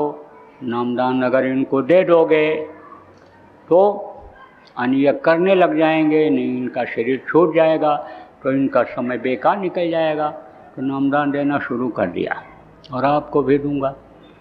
तो अभी तो आप इस बात को नए लोग जो आए हो समझ गए होंगे कि खाने पीने और मौज मस्ती के लिए यह मनुष्य शरीर नहीं मिला, ये किराए के मकान की तरह से है।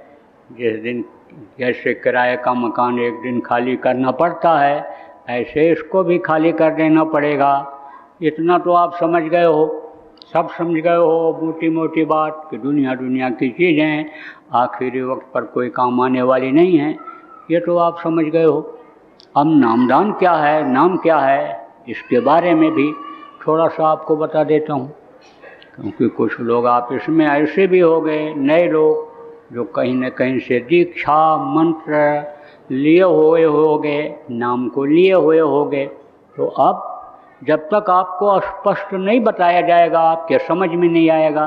देखो, केशव करोड़ नाम लाख नाम कृष्ण के, लेकिन कौन ऐसा नाम है कि सुमिर सुमिर नर उतरहि पारा, यानी सुमिर करके भवसागर से पार हुआ जा सकता है। कहा नाम राम न सकहि नाम गुण गाई, कहन लग करूँ मैं नाम बढ़ाई, गोस्वामी जी महाराज ने लिखा। तो कहा नाम रहा संतन आधीना, और संत बिना कोई नाम न छीना। नाम संतों के अधीन होता है। गुरु महाराज संत थे और हम आप संत के बंदे हैं। तो गुरु महाराज जो नामदान देते थे, आने समझ लो कि वही नामदान भी आपको देंगे, गुरु के आदेश से हम आपको देंगे। तो आप ये समझो कि नाम दो तरह का होता है, एक ध्वन्यात्मक नाम और एक वर्णात्मक नाम।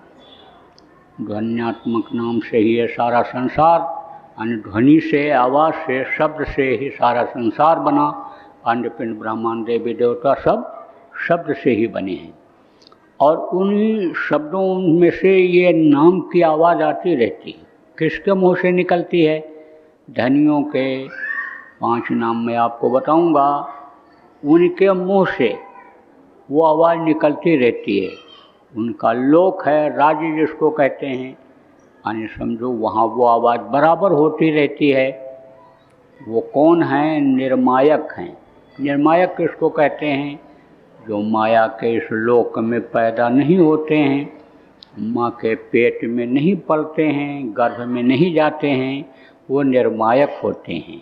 तो वहाँ से जो आवाज़ निकलती है, सुनाई पड़ती है, वो ध्वन्यात्मक नाम है। ध्वनि माने आवाज़ होता है।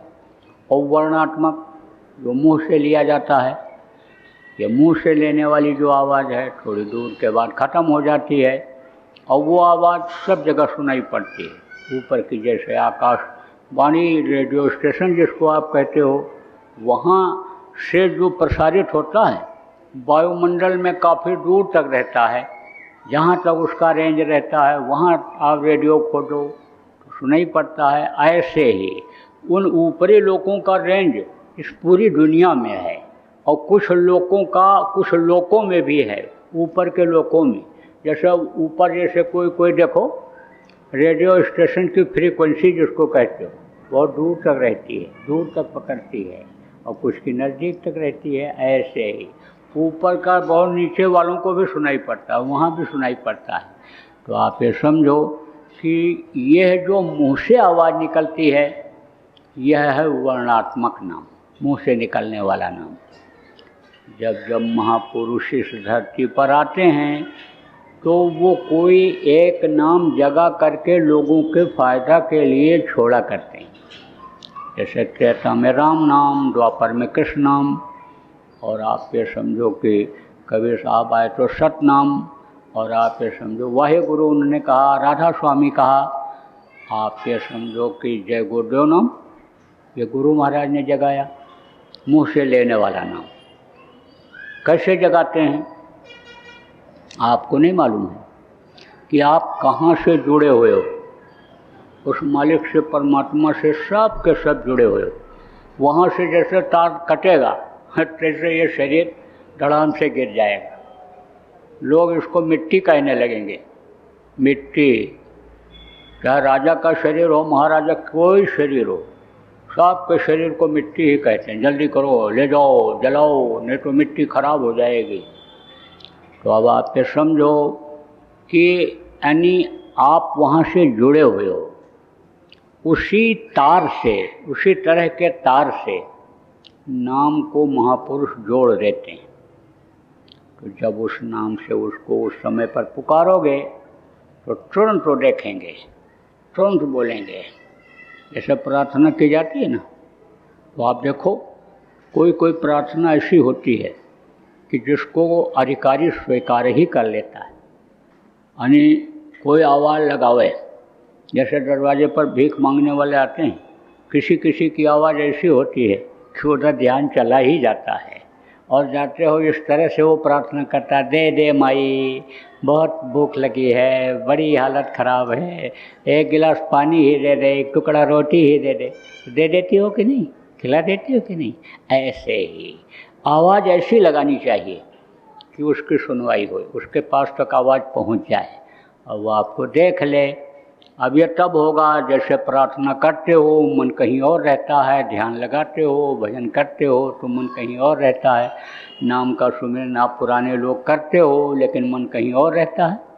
अरे उसके रूप को देखो और नाम को पुकारो तब तो आपको देखेगा। तो कहाँ से देखेगा? मन तो कहीं दूसरी जगह, मन उधर रूप की तरफ लगाओगे नहीं, कहाँ से देखेगा?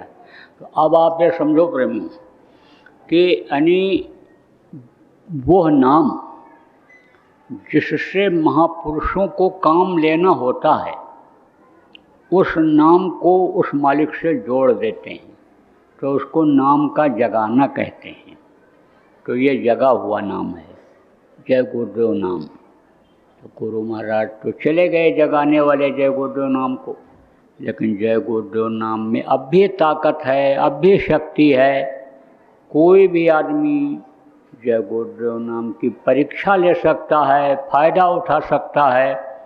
देखो प्रेमियों, बात को समझ लो,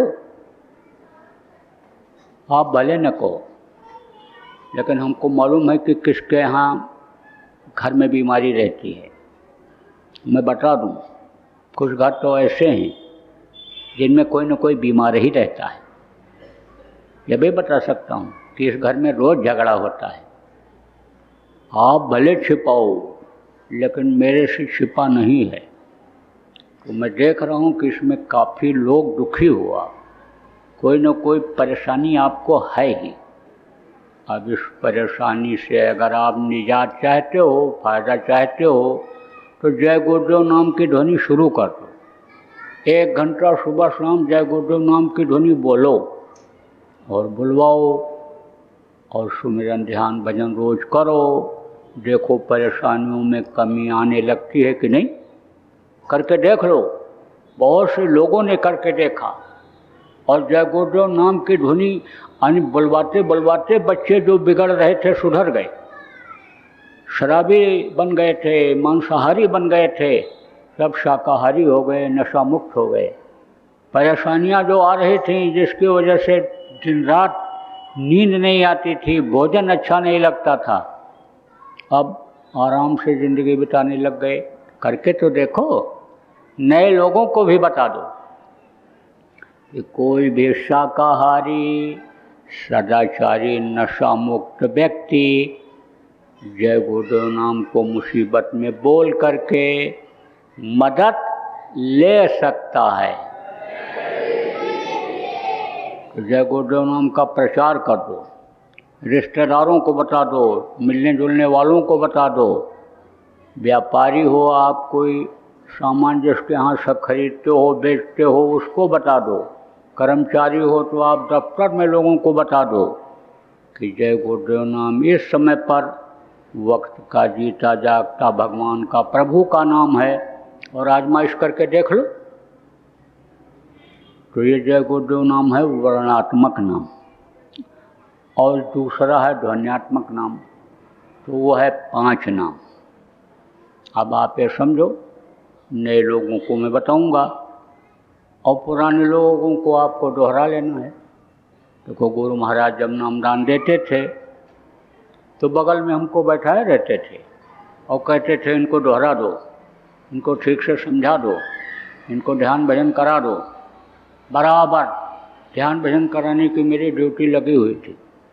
और गुरु महाराज भी जब नामदान देते थे, प्रेमियों याद करो, तब कहते थे आज से तुम अपना रिन्यू कर लो, नया कर लो आज से। तो उस समय भी मेरे से दोहरवाते थे, समझ लो कि हमको ये दोहरा रहे हैं, हमको ये याद करा रहे हैं जो मैं भूल गया हूँ, भटक गया हूँ। और जो नए लोग आए हो, आप 5 नाम जो मैं बताऊंगा इसको आप रट लो, याद कर लो। न याद हो पावे तो लिखा हुआ कागज यही मैदान में आपको मिल जाएगा। अब मान लो आप हिंदी नहीं पढ़े हो तो आप उसको मराठी में लिख लेना, और जो मराठी हिंदी दोनों जानते हो आप लोग उनकी मदद कर देना। जो इनमें नहीं पढ़े हैं, बहुत बुजुर्ग हैं, पहले के लोग हैं, उनको आप याद करा देना, यह आपकी मदद होगी उनके लिए। तो नाम जो मैं बताऊंगा उसको आप याद कर लेना, और कागज जिस पर नाम, रूप, स्थान, आवाज़ लिखा हुआ रहेगा उसको फाड़ करके कहीं सुनसान जगह पर फेंक देना, बताना मत किसी को। अगर आप बता दोगे तो उसका तो कोई फ़ायदा होने वाला नहीं है, और ये नाराज़ हो गए तो नुकसान हो जाए। तो नुकसान का कोई भी काम मत करना। दूसरी चीज़ आप समझो कि जब आप भजन करने लगोगे, ध्यान लगाने लगोगे, आपको अंदर में कुछ दिखाई पड़ेगा, कुछ अंदर में आवाज़ सुनाई पड़ेगी, तो वो इतनी मस्त आवाज़ होगी और वो सीनरी, अंदर का दृश्य इतना बढ़िया होगा कि आप देख करके खुश हो जाओगे, सुन करके मस्त हो जाओगे। रेडियो में गाना आता है और बाजा बजता है तो बहुत से लोग ऐसे ऐसे हाथ पटकते हैं, छोटे छोटे बच्चे या थिरकने नाचने लगते हैं। अब आप सोचो कि आदमी के बजाए हुए बाजा में जब इतनी मस्ती आती है तो जिसको वो मालिक बजा रहा है, जिसकी यह नकल है, असल बाजा को जब सुनोगे तो मस्त हो जाओगे कि नहीं। शुद्ध बुद्ध भूल रहा नहीं तन की शुद्ध भूल जाता था जब मीरा को सुनाई पड़ता था। मीरा मगन वही हर गुण गाय के नाचने लगती थी, मगन हो जाती थी। और जब दर्शन नहीं मिलता था तब तड़पती थी, रात दिन मोहिनी न आवे भावे न पानी, तब तड़पने लगती थी। और जब दर्शन हो जाता था, आवाज़ मिल जाती थी, तब नाचने लगती थी। इतनी खुशी होती थी। तो ऐसे ही खुशी होती है। अब उस खुशी को हजम नहीं कर पाओगे तो दूसरों को बताने लगोगे, और जैसे ही बताओगे वैसे ही वो बंद कर देगा, फिर नहीं देगा वो। जैसे आपके पास रुपया पैसा नहीं है और आपको दे दिया जाए कि लो आप इतना रखो, 2 करोड़ रुपया रखो, आपने कभी देखा नहीं 2 करोड़ रुपया, आपने उसको खर्च कर दिया तो दोबारा मिलेगा? बिल्कुल नहीं मिलेगा।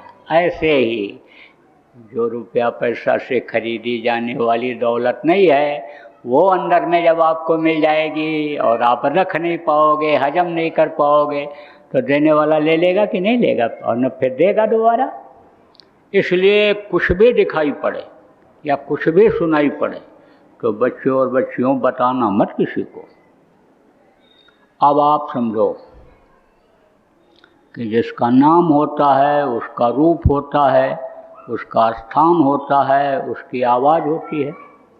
जैसे आपका नाम है, आपका रूप ये चेहरा है, और आप कहीं रहते हो आपका स्थान है।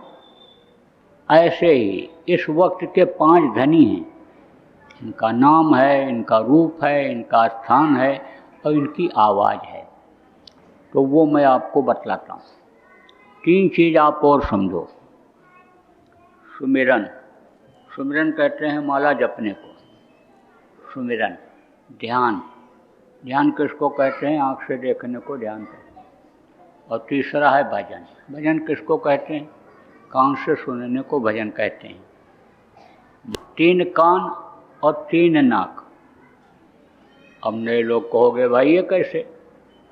देखो 2 आँखें ये बाहर और एक आँख अंदर जीवात्मा में, यहीं पर बैठी है, यहीं पर जीवात्मा। कहाँ पर है? तो वो यहाँ पर, लेकिन दिखती है यहाँ पर। कैसे?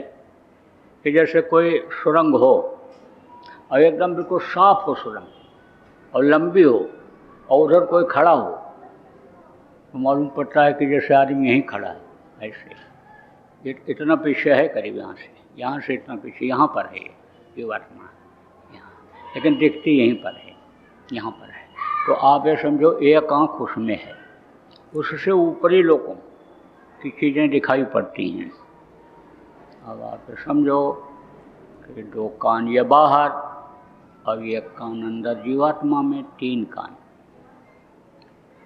बाहर के कान से बाहर की आवाज़ सुनाई पड़ती है और जीवात्मा के कान से अनहद वेदवाणी, जिसको कहते हो आकाशवाणी, मुसलमान फकीरों ने खुदाई आवाज़, गैबी आवाज़ कहा, साउंड कहा गया जिसको, यानी वो सुनाई पड़ता है अंदर के कान से। और 3 नाक, एक सुराख ये बाईं तरफ ये और एक ये दाहिनी तरफ, यह है नाक। अब ये क्या है? आप तो इसी को नाक कहते हो। ये तो नाले के ऊपर जैसे पुल बना दिया जाए गड्ढे को छिपाने के लिए, ऐसे ही ये बना दिया है ये ऊपर का। इसको ऊपर से ऐसे उतार दो तो चेहरा देखते ही डर लगेगा। लड़कों को लड़कियों का फोटो शादी के लिए दिखाते हैं, देखते ही कहता है नक बैठी लड़की है, नाक दबा हुआ है, इससे शादी नहीं करेंगे। और कोई लड़के की नाक दबी है और लड़की को दिखाओ तो लड़की भी नो नो नो नो बोल देती है। तो नाक ही तो खास चीज़ है ये नाक। कहते लड़का तुम्हारा नालायक निकल गया, बोले जाने दो, नाक का बाल निकल गया। लड़की नालायक निकल गई, अरे भाई तब तो नाक कट गई। तो नाक ही तो खास चीज़ है ये, इसलिए उसने सुंदर बनाया है, चेहरे को सुंदर बनाया है। और नाक ये नीचे वाला है। ये वैद्य से पूछो कि भोजन कब खाना चाहिए, तो वैद्य बताते हैं कि दाहिने नाक का श्वास चले तब। खाना पीना बिगड़ गया लोगों का, इसीलिए तो बीमारियां आ गई। पहले संयम नियम बहुत था, सब पालन करते थे संयम और नियम का। अभी आप समझो कोई खा पी करके आया हो और रसगुल्ला ला के सामने रख दो और कह दो खा लीजिए, तो कहेगा नहीं नहीं भूख नहीं है। अरे खा लीजिए, एक आध उठा लेगा, धीरे धीरे खा जाएगा, फिर दूसरा भी उठा लेगा, वो भी खा जाएगा। अब देखो ना उसकी तरफ, देखोगे तो शर्मा जाएगा कि कहा था खा के आए हैं और खाते दबाते चले जा रहे। देखो ना तो तीसरा उठा लेगा, फिर चौथा उठा लेगा, और फिर कितना भी देखोगे, एक बात करोगे, देखते भी रहोगे तो भी सब साफ कर जाएगा। ये नहीं देखेगा कि पेट है कि चारा भूसा रखने वाली जगह है, दबा के रख दो। लेकिन कुत्ता है, खा पी करके आया है और उसके सामने कोई बढ़िया से बढ़िया चीज़ ला के डाल दो तो सूंघ करके छोड़ देता है, खाता नहीं। ये नियम का पालन करता है कि जब भूख लगे तभी खाना चाहिए, थोड़ा कम खाना चाहिए जिससे आराम से हजम हो जाए। पेट में दर्द हो, ऑपरेशन कराने लिए डॉक्टर के पास न जाना पड़े, पेट भी फड़वाओ और पैसा भी दे आओ। आप समझो कि नियम है ये। और संयम किसको कहते हैं, इशारे में समझा देता हूँ। देखो 12 महीना में एक महीना कुआर का महीना आता है, तब कुत्ता पगलाता है और आदमी को हमेशा पागलपन सवार है। तो संयम का पालन कौन करता है? जानवर करते हैं। आदमी तो जानवरों से भी गिरा गुजरा हो गया। बस यही निशाना बना लिया कि खाओ और बच्चा पैदा करो और दुनिया संसार से चले जाओ। सोचो आप, जो भी मन कहे सब डालते चले जाओ। मांस भी डाल लेते, मदिरा भी डाल लेते, अंडा भी डाल देते हैं पेट के अंदर। पूजा पाठ तो बहुत से लोग खूब करते हैं, खूब चंदन लगाते, टीका लगाते, कंठी बांधते हैं, 2 घंटा पढ़ते हैं धार्मिक किताबें। लेकिन किससे पढ़ते हैं, किससे पूजा करते हैं? यानी गंदे मंदिर से करते हैं। मोटे तौर पर आप समझो, कोई पत्थर का मंदिर हो, मिट्टी का मंदिर हो और उसमें मुर्दा मांस आप ले जा कर के डाल दो, तो कोई पूजा करेगा? कहते हैं ये जगह गंदी हो गई। तो जब आवाज़ आप इसी से लगाते हो, इसी शरीर के पैर से जाते हो, आँख से उनकी मूर्ति को देखते हो, उनको याद करते हो, इसी शरीर से तो करते हो। और ये इसके अंदर मुर्दा आपने डाल लिया। मुर्दा किसको कहते हैं? लड़का मर गया, ले गए, जला करके आए, नहाते धोते हैं। पूछो क्यों नहाते धोते हो? मुर्दा जलाने गए थे। यही जीवात्मा तो मुर्गा में भी है, बकरा में भी है, और उससे जब निकल गई तो मुर्दा हुआ कि नहीं हुआ? तो मुर्दा कहाँ जलाते हो, कहाँ रखते हो? शमशान घाट पर। तो शमशान घाट हुआ कि नहीं हुआ? तो शमशान घाट पर पूजा उपासना कबूल होगी? कभी नहीं होगी। इसीलिए आप देखो, हाय हत्या लगी हुई है, बरकत लोगों को नहीं मिल रही है, दुख दर्द नहीं दूर हो रहा है, खूब पूजा पाठ कर रहे हैं, खूब यज्ञ जप तप कर रहे हैं। तो प्रेमियों, सत्संग नहीं मिल रहा। सत्संग अगर मिले, संत मिल जाएं तो समझ में आवे, और नहीं तो लकीर के फकीर यानी बने हुए हैं। तो आपको अब लकीर का फकीर नहीं बनना है, आपको हर चीज़ को समझना है। तो मैं आपको बता रहा था कि 2 नाक है इधर और 1 नाक है अंदर जीवात्मा में। उससे ऊपरी लोगों की खुशबू मिलती है और बाहरी नाक से बाहर की खुशबू मिलती है। तो 3 आँख, 3 कान और 3 नाक, और सुमिरन, ध्यान और भजन, 3 चीज़ ये, और 5 नाम, 5 रूप, 5 स्थान, 5 किया हुआ। ये मैंने आपको बतलाया। अब आपको दूंगा नामदान, लेकिन आपको याद दिलाऊं कि दीक्षा मंत्र नामदान देते समय कुछ दिया जाता है, उसको क्या कहते हैं? दक्षिणा। तो बहुत से लोग तो लोटा, धोती, लंगोटी, अनाज, बिस्तर पहले ही रखवा लेते हैं, तब कान फूंकते हैं, कंठी लटका देते हैं गले में, घूमते रहो। लेकिन यहाँ तो ये सब काम कुछ होता नहीं है। बहुत से लोग क्या करते हैं? मूड मुड़वा देते हैं, बाल उतरवा देते हैं, कपड़ा बदल देते हैं, घर छोड़वा देते हैं, तब नाम दान देते हैं, नाम बताते हैं, पूजा भजन करने का तरीका बताते हैं। तो भैया ये सब यहाँ तो कुछ होता नहीं है। यहाँ तो न घर छोड़ना है, न ज़मीन जायदाद छोड़ना है, न बाल बच्चों को छोड़ना है। आप गृहस्थाश्रम में हो तो गृहस्थाश्रम में रहो। एक दूसरे के प्रति जो आपका फर्ज है, पिछले जन्मों का जो लेना देना कर्जा है, वो भी अदा कर लो।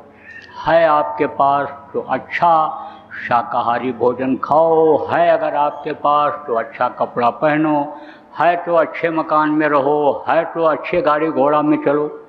पूरी छूट है। ना आपका जाति बदला जा रहा है, ना आपका धर्म बदला जा रहा है, ना आपको समझो कि कोई चीज़ छुड़वाई जा रही है। आप तो जैसे रहते हो वैसे रहो। हमारे यहाँ तो कोई भेदभाव नहीं है, हमारे यहाँ तो इंसान और इंसानियत वाली बात है। लेकिन आप समाज में जिस तरह से रहते हो उसी तरह से रहो। हमारी तरफ से तो पूरी छूट है आपको। हम किसी के ऊपर कोई दबाव नहीं डालते हैं। लेकिन ये जो दक्षिणा की परिपाटी है, दक्षिणा देने वाली बात है, उसको मैं ख़त्म नहीं करना चाहता हूँ। तो आज आपके लिए मौका है दक्षिणा देने का। तो देना क्या है? आप अपनी बुराइयों को यहीं छोड़ जाओ, यही है दक्षिणा। अभी तक जो आपने मांस खाया, मछली खाया, अंडा खाया, आपने किसी भी पशु पक्षी का मांस खाया, अंडा खाया, आपने शराब पिया, अब न खाना और न शराब जैसे बुद्धिनाशक नशे का सेवन करना, यहीं छोड़ दो। संकल्प बना लो कि अब नहीं। और जान में या अनजान में अगर आपके शरीर से कोई गलती बन गई तो उसके लिए उस मालिक से माफ़ी मांग लो। अब गलती मत करना। सुबह का भूला शाम को घर वापस आ जाता है तो कहते भूला नहीं कहलाता है। तो मालिक का नाम है दीन बंधु दीनानाथ गरीब परवर, तो वो आपको क्षमा करेगा, माफ़ी कर देगा। लेकिन अब मत दोहराना। मांस तो मनुष्य का भोजन ही नहीं है। मांस जब से लोग खाने लगे खून बेमेल हो गया और कितनी बीमारियां बढ़ गई, बहुत बीमारी बढ़ गई। अब आप कहोगे कि भाई हमारे पिताजी भी शाकाहारी थे, दादाजी भी शाकाहारी थे, हम भी शाकाहारी, तो हमारे घर में कोई बीमारी आ गई? आप समझो कि कहीं से भी यानी कोई मिलावटी चीज़ ही आ गई मांसाहारी की आपके यहाँ आपने खा लिया, तो उसका भी तो असर आएगा। अरे जान में चाहे जहर खाओ चाहे अनजान में जहर खाओ, तो जहर तो अपना असर जताएगा कि नहीं, बताओ? तो वो आ जाता है, कर्म आ जाते हैं, भोगना पड़ता है। देखो मौसम के बदलाव से या खाने पीने की बदपरहेजी से जो रोग हो जाता है दवा से ठीक हो जाता है, लेकिन जो कर्म रोग होते हैं भोगने पड़ते हैं। कर्म करते कैसे हैं? सेवा से करते हैं, भजन से करते हैं। और सेवा भजन कैसे सीख मिलता है? सत्संग से मिलता है। इसलिए कहा गया सत्संग बराबर सुनते रहना चाहिए। सत्संग जब कोई पावे मैला ये सब कट जावे। जब सत्संग सुनते हैं तो गंदगी साफ होती है। सत्संग से देखो सतपथ दिखता है, सत्संग से देखो यानी लोगों की जान बच गई। आप ये समझो अंगुलमाल और वाल्मीकि जैसे डाकू साधु बन गए। सत्संग से इन सारी चीज़ों की जानकारी होती है, इसलिए बराबर सत्संग सुनते रहना चाहिए। देखो प्रेमियों, मांस मत खाना, मछली मत खाना, अंडा मत खाना, और शराब जैसे मदहोश करने वाले नशे का सेवन मत करना, और दूसरी औरत के साथ बुरा कर्म मत करना, बच्चियों दूसरे पुरुष के साथ बुरा कर्म मत करना। आपको नामदान देता हूँ। जो जो नाम मैं बोलूँगा आप लोग बोलना, और जब मैं बोलना बंद करूँगा तो आप भी बोलना बंद कर देना। बैठ जाओ वैसे, पालथी मारो, आपको मिल जा रहा है। इस समय पर चाहे औरत हो, चाहे 7-8 साल का बच्चा हो, चाहे पुरुष हो, कोई भी नामदान लेकर के और भजन करने का अधिकारी बना दिया गया। पहले औरतों को अधिकार नहीं था, औरतों को नामदान नहीं मिलता था, लेकिन पार्य भी होती थी। कैसे होती थी? पति की सेवा करके। और अब पति अपने ही पार होने का नहीं कर पा रहा है, तो इनको क्या पार करेगा? इसलिए संतों ने सबके लिए रास्ता निकाल दिया कि जो मुंह में डाले उसी के पेट में जाए। तो आप ये समझो कि इस समय पर भाग्यशाली हो आप लोग, जो आपको बच्चियों नामदान मिल रहा है। बैठो, ऐसे बैठ जाओ जैसे हम बैठे तो है। गुरु महाराज की ये तस्वीर है। गुरु महाराज को जब अंतर में आप देखने लग जाओगे, दर्शन करने लग जाओगे, तो फोटो की भी ज़रूरत नहीं रहेगी, कहीं किसी चीज़ को ज़रूरत ही नहीं रहेगी। और फिर कहीं नहीं कहोगे कि अब मंदिर में चलो, मस्जिद में चलो, यहाँ चलो, वहाँ चलो, गुरु को खोजो, चलो, कहीं नहीं जाना रहे। फिर खोज रे पिया निज घट में खोज। गुरु महाराज प्रार्थना सुनाते, घट में खोजो।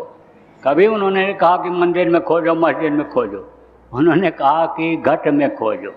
पिया को प्रार्थना सुनाया, तो फिर घट में ही दर्शन करने लगोगे। फिर फोटो लगाने की भी ज़रूरत नहीं रहेगी। फोटो क्यों लगाना पड़ा?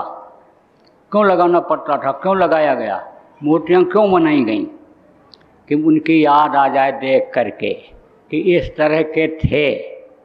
और जब घट में दर्शन हो जाता है, अंतर में दर्शन हो जाता है, तो फोटो तो बिल्कुल फीका लगता है, कुछ नहीं। अरे भाई सामने कोई दिख जाए तो उसका फोटो में वो रस थोड़ा मिलेगा, सामने देखने में जो आनंद आता है।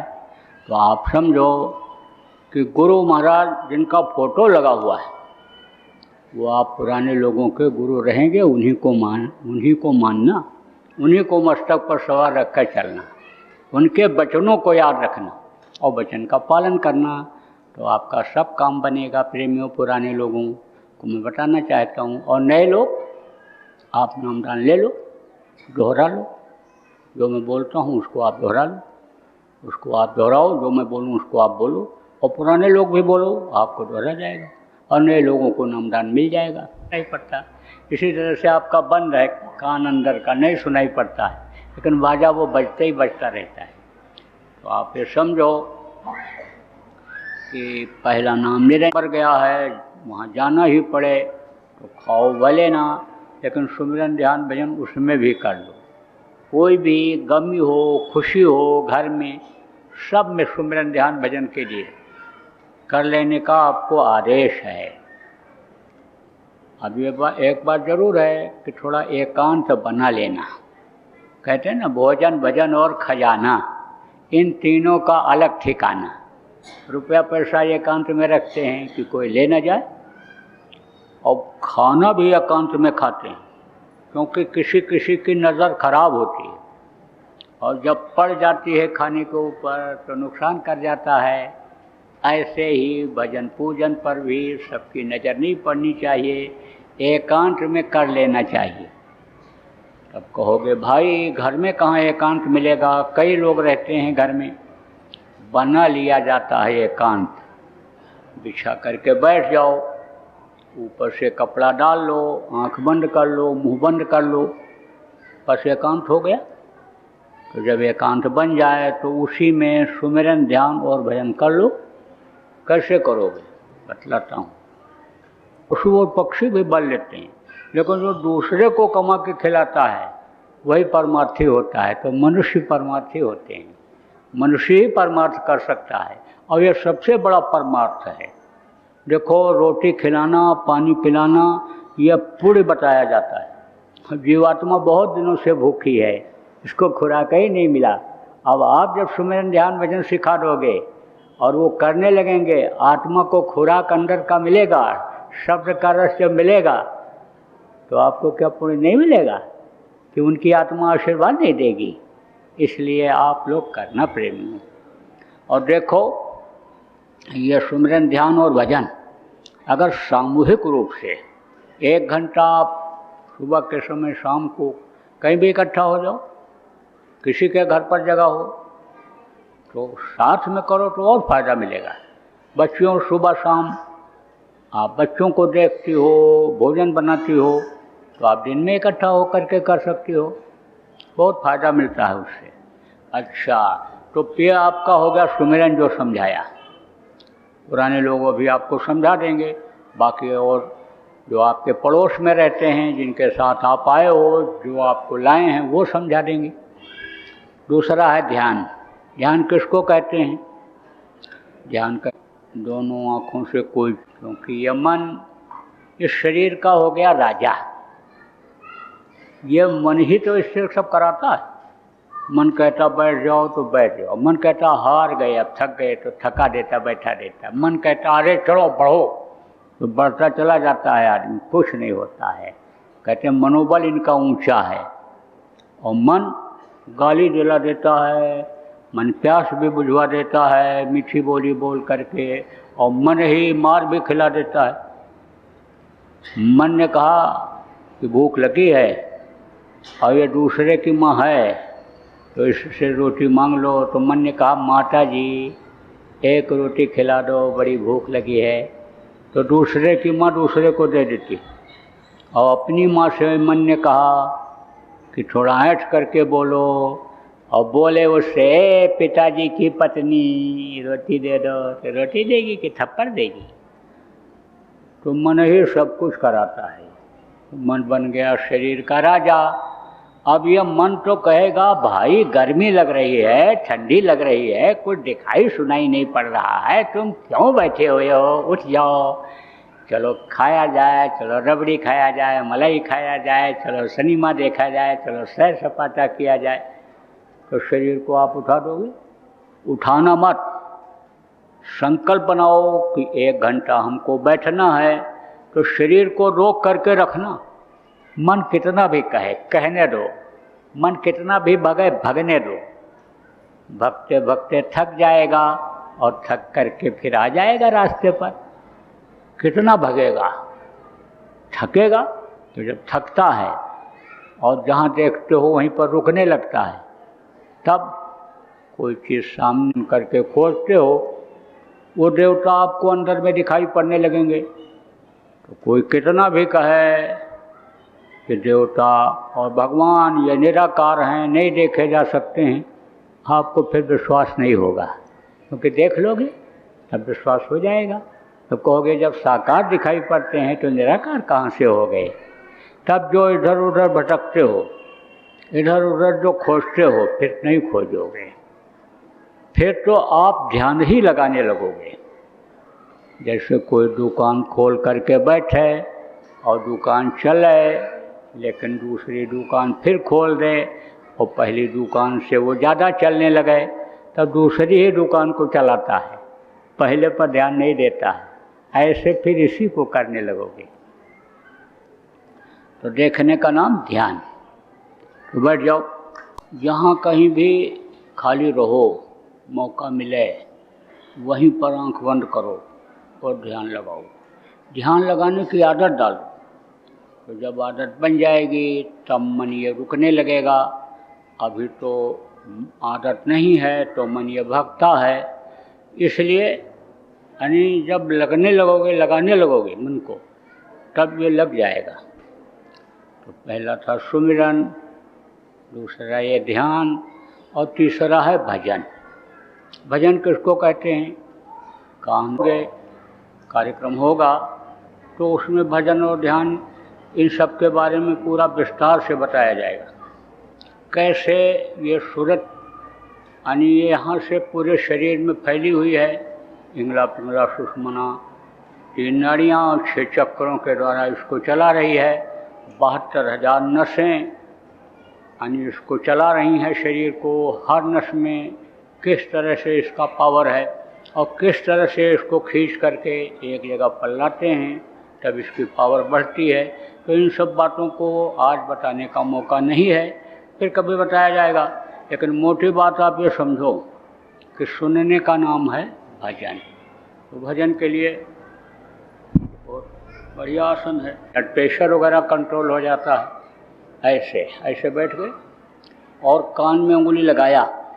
आवाज़ साफ नहीं सुनाई पड़ती है, लेकिन सुनना चाहो क्या बज रहा है, क्या बज रहा है, क्या बज रहा है, क्या बज रहा है, तब ध्यान लगाते हो क्या बज रहा है, क्या बज रहा है।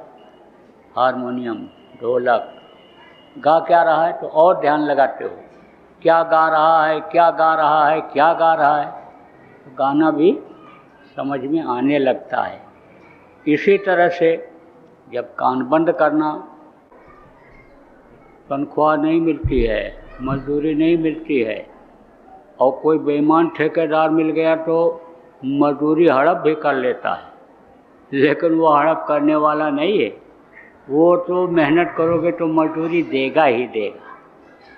जितना ही आप मेहनत करोगे उतना ही फलदायी होगा, ये उतना ही फल वो देगा। बेईमानी वो नहीं करता है। देखो, न वो बेईमानी करता है मालिक, और न उसके बंदे जो महात्मा सदगुरु का काम करते हैं वो बेईमानी करते हैं। वो भी ईमानदारी की ही बात करते हैं और सबके लिए उनके लिए समभाव रहता है। किसी के लिए कोई दोष नहीं रहता है। जो जीवात्माओं को देखते हैं वो सबसे प्रेम करते हैं। अब ये ज़रूर है कि सूरज निकला है और कोई काले रंग के शीशे का चश्मा लगाओ तो काला दिखाई पड़ेगा, नीला लगाओ तो नीला दिखाई पड़ेगा, सफ़ेद लगाओ तो सफ़ेद दिखता है। तो आप ये समझो, इसमें प्रेमियों कोई न तो मिलावट है और न कोई धोखा है। आपको करके देखना है।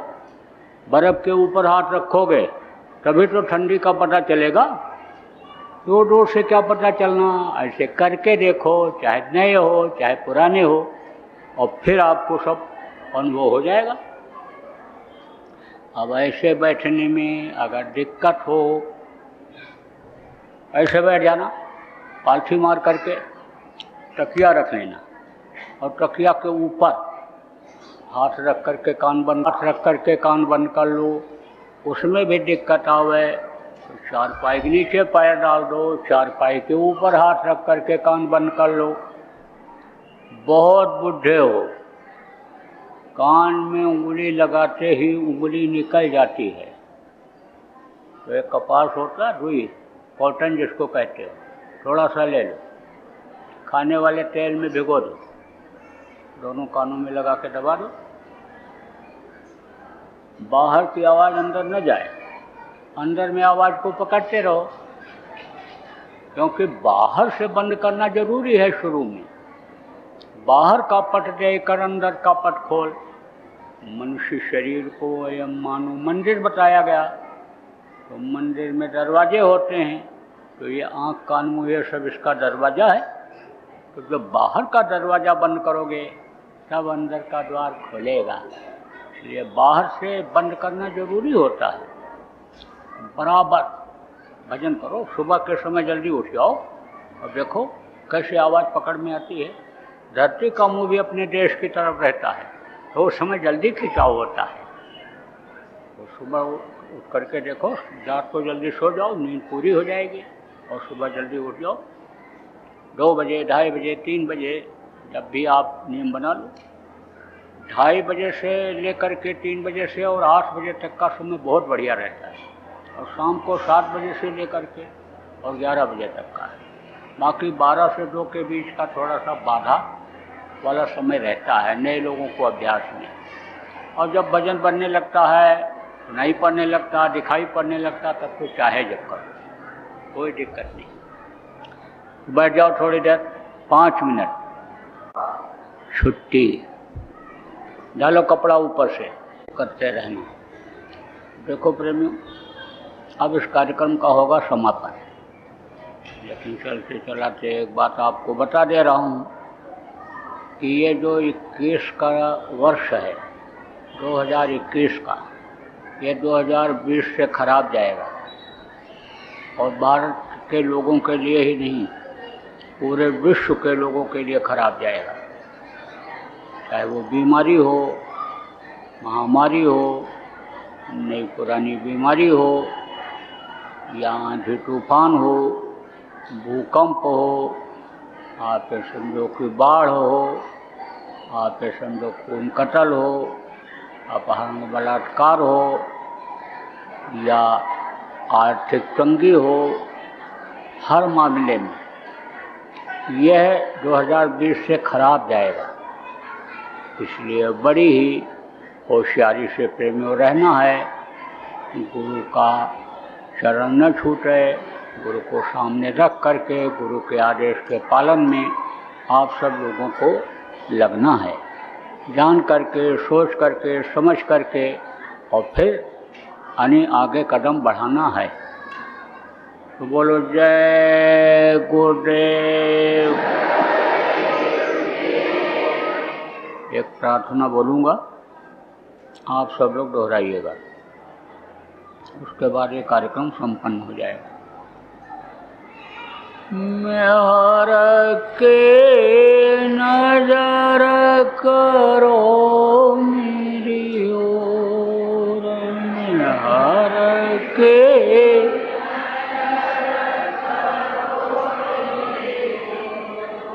दया के नजर करो मेरी ओर, दया के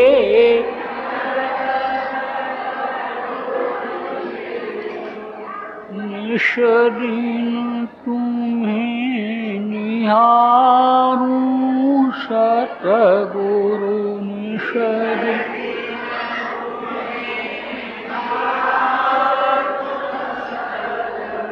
जैसे चंद्र चकोर जय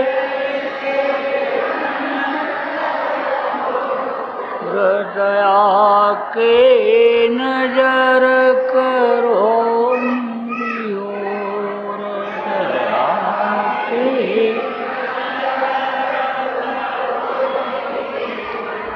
जानून कौन भूलहु तन से जानून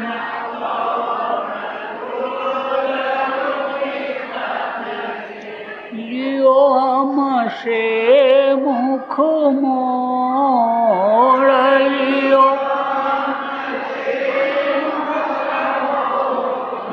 दया के नजर करो मेरी ओर,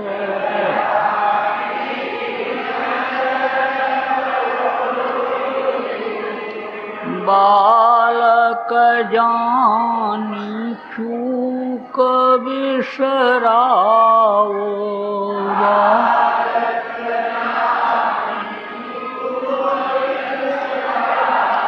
आया शरण अब मैं तो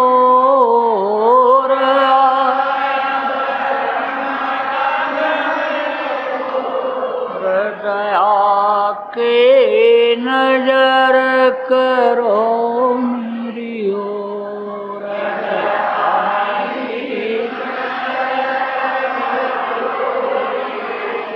सदा दयालु स्वभाव तुम्हारा,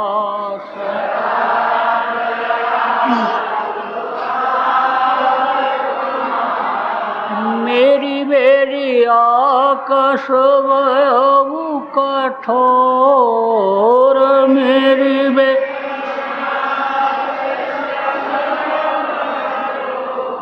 दया के नजर करो मेरी ओर, दया के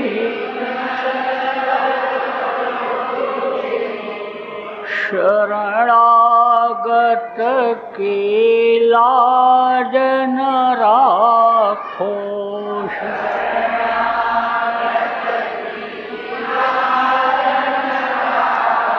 मोसो पतित अब जाए कहीं और,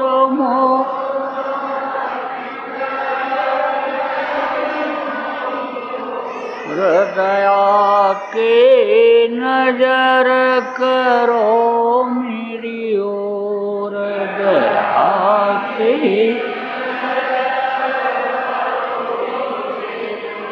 अब के बार उबार ले जो, अब के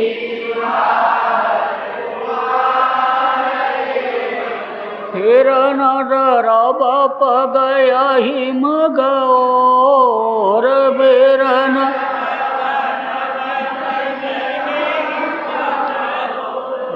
दया के नजर करो मेरी ओर,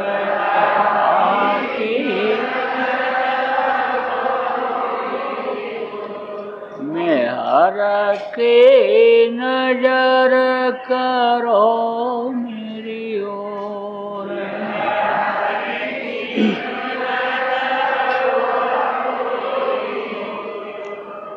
जय गुरुदेव, जय गुरुदेव, जय गुरुदेव, जय जय गुरुदेव,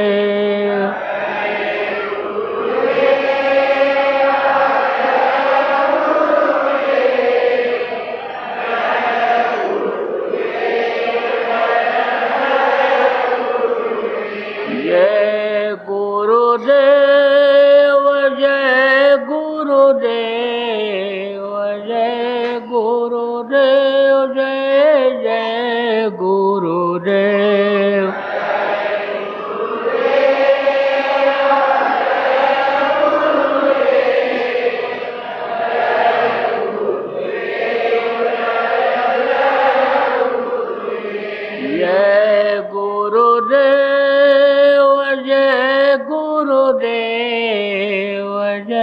गुरुदेव जय जय गुरुदेव।